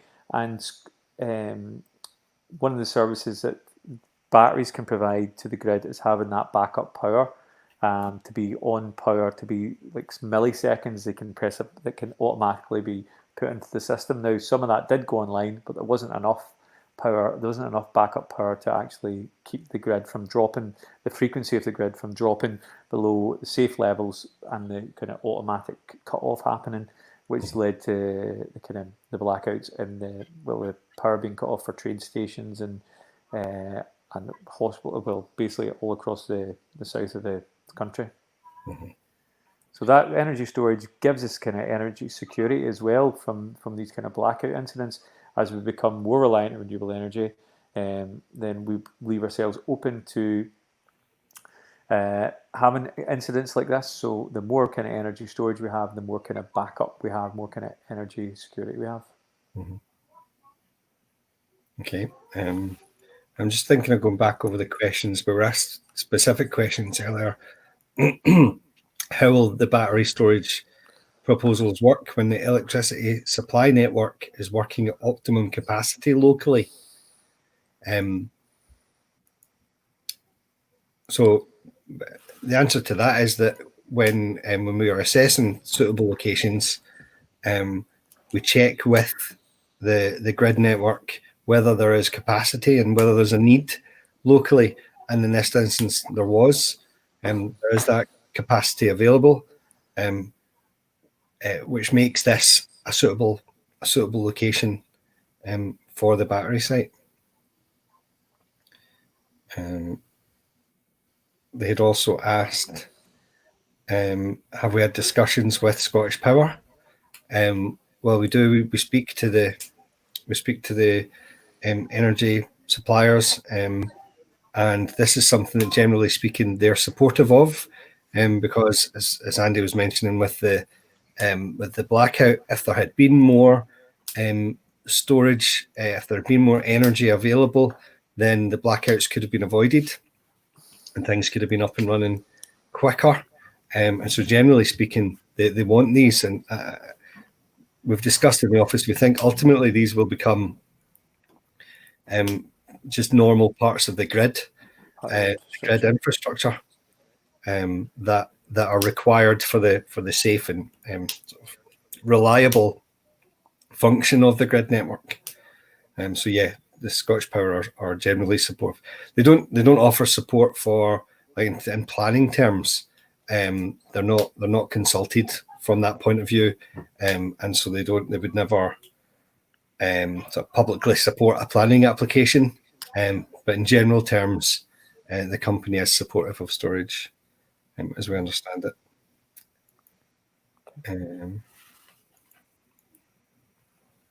I think that answers all it. Is there anything else, Greg? I'm just wondering, is anyone in the chat want to send us a question, please, before we go? Or just to make sure that everyone knows that the PAN questionnaire is below. So if you want to click on the download section below the stream on the page, you can see, click here for PAN questionnaire.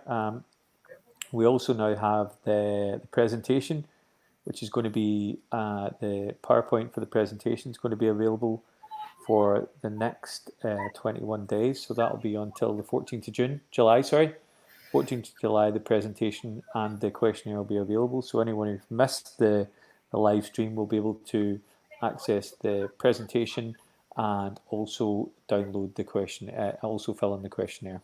So for 21 days, we've got, even if people have missed this, they can still get involved and tell us what they think. Yeah, I would actually encourage people to contact us at any point, even after the plan application is made. They can get in touch with any questions that they have, and we're happy to answer any questions that people have got. Once the plan application is made, any considerations that you want the planning department to take into account would have to be formally submitted to the planning department. But if there's any questions or queries or comments even that people have, we're always happy to speak to people.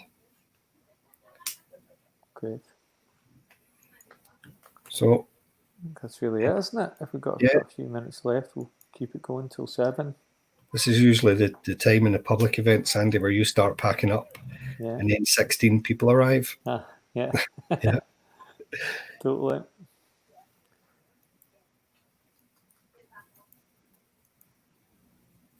I'll just check on the. Just going to check on the YouTube channel if anyone's been chatting to us, Greg. Okay. Can people leave comments there? They can, yes. I just want to make sure we're not missing anything.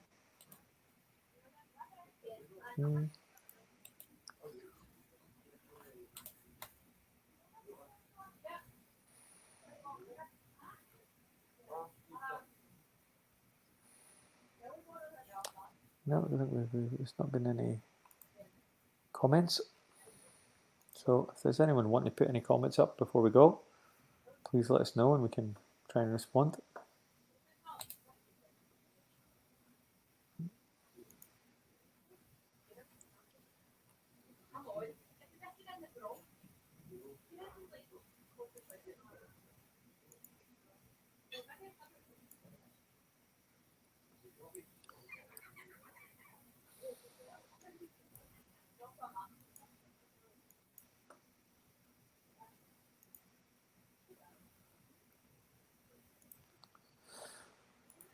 I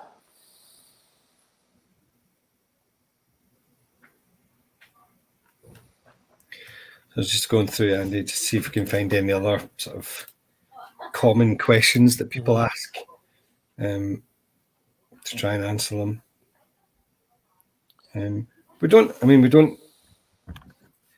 Our applications haven't really been contentious applications. They're becoming more frequent now, this type of application. Not really expecting there to be any issues as part of the planning application.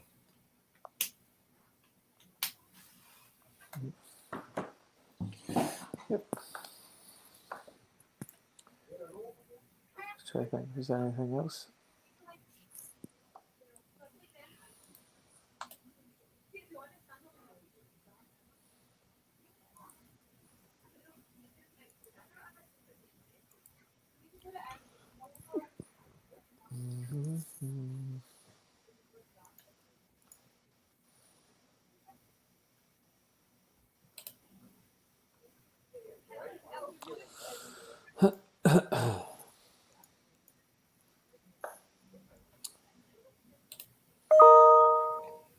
Oh, what was that? Live viewer comments, it says, show up on StreamYard. That was me, I done that. I clicked that button. Okay.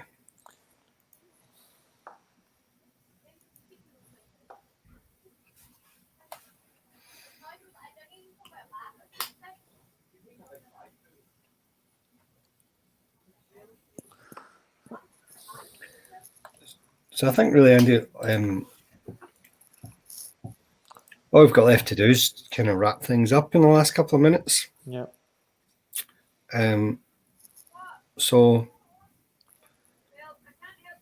I am Greg Templeton, Planning Project Manager for Intelligent Land Investments. Above me is Andrew Hughes, PR and Media Manager. If you want to get in touch with us, our emails are on the screen there, gt@ili-energy.com for me, and ah@ili-energy.com for Andrew. We're happy to answer any questions that you've got.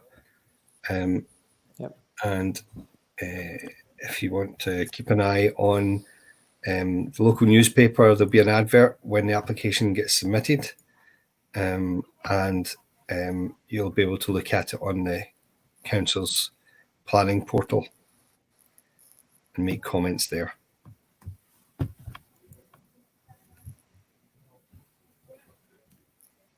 Great.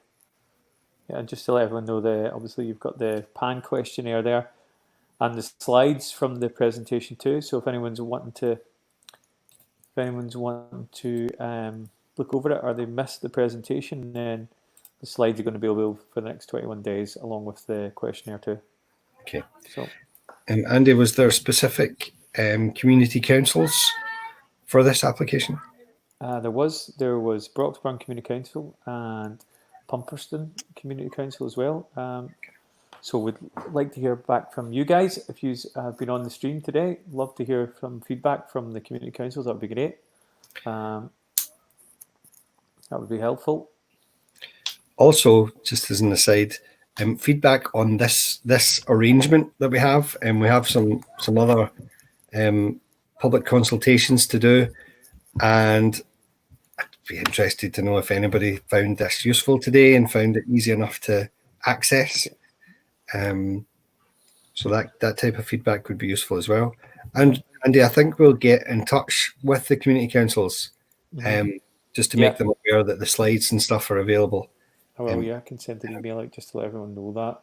Yeah. That was advertised in the local paper as well. That will all be online, but we'll let everyone know that again. So just in case anyone does have an interest in come on, look at the slides and give us some feedback. Mm-hmm. Perfect. Great. 3 minutes to go, Andy. Do you want to just quickly run through everything you've said in the last 4 hours? Just really quickly. Yeah. Okay.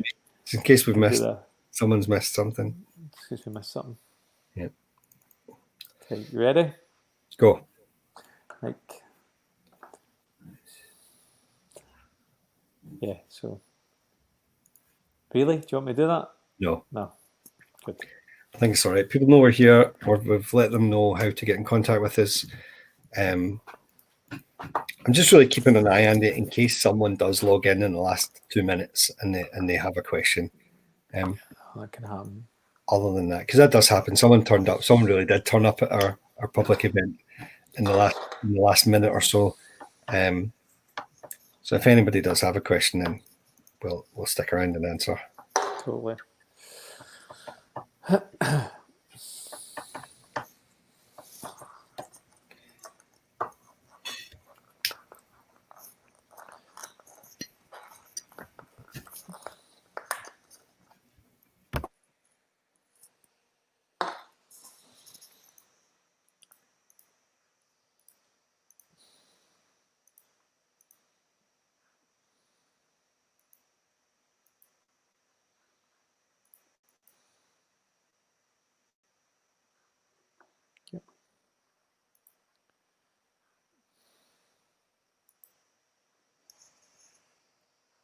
I think you can wrap it up, Andy.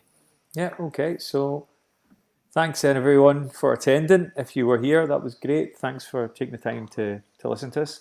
And just to reiterate what Greg's been saying, we'd love to hear your feedback. So the questionnaires below me, the PAN questionnaire, if you click on that, it's an online form, fill it in, submit it. We'll get that for any comments.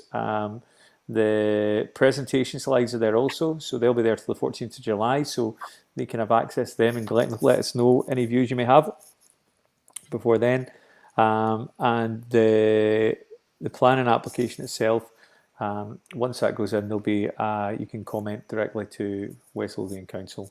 And if you want us to let you know when that's going in, again, let us know in the questionnaire form. We can let you know when the project actually goes into planning. And I'm going to contact the local community councils as well and let them know that all the slides and everything are up. So if anyone did miss it, they can have a look at them. That's great. Thank you. Thanks everyone for attending. Greg, thanks for attending. Thanks, Andy. Cheers, mate. See you later. See you later. Bye-bye.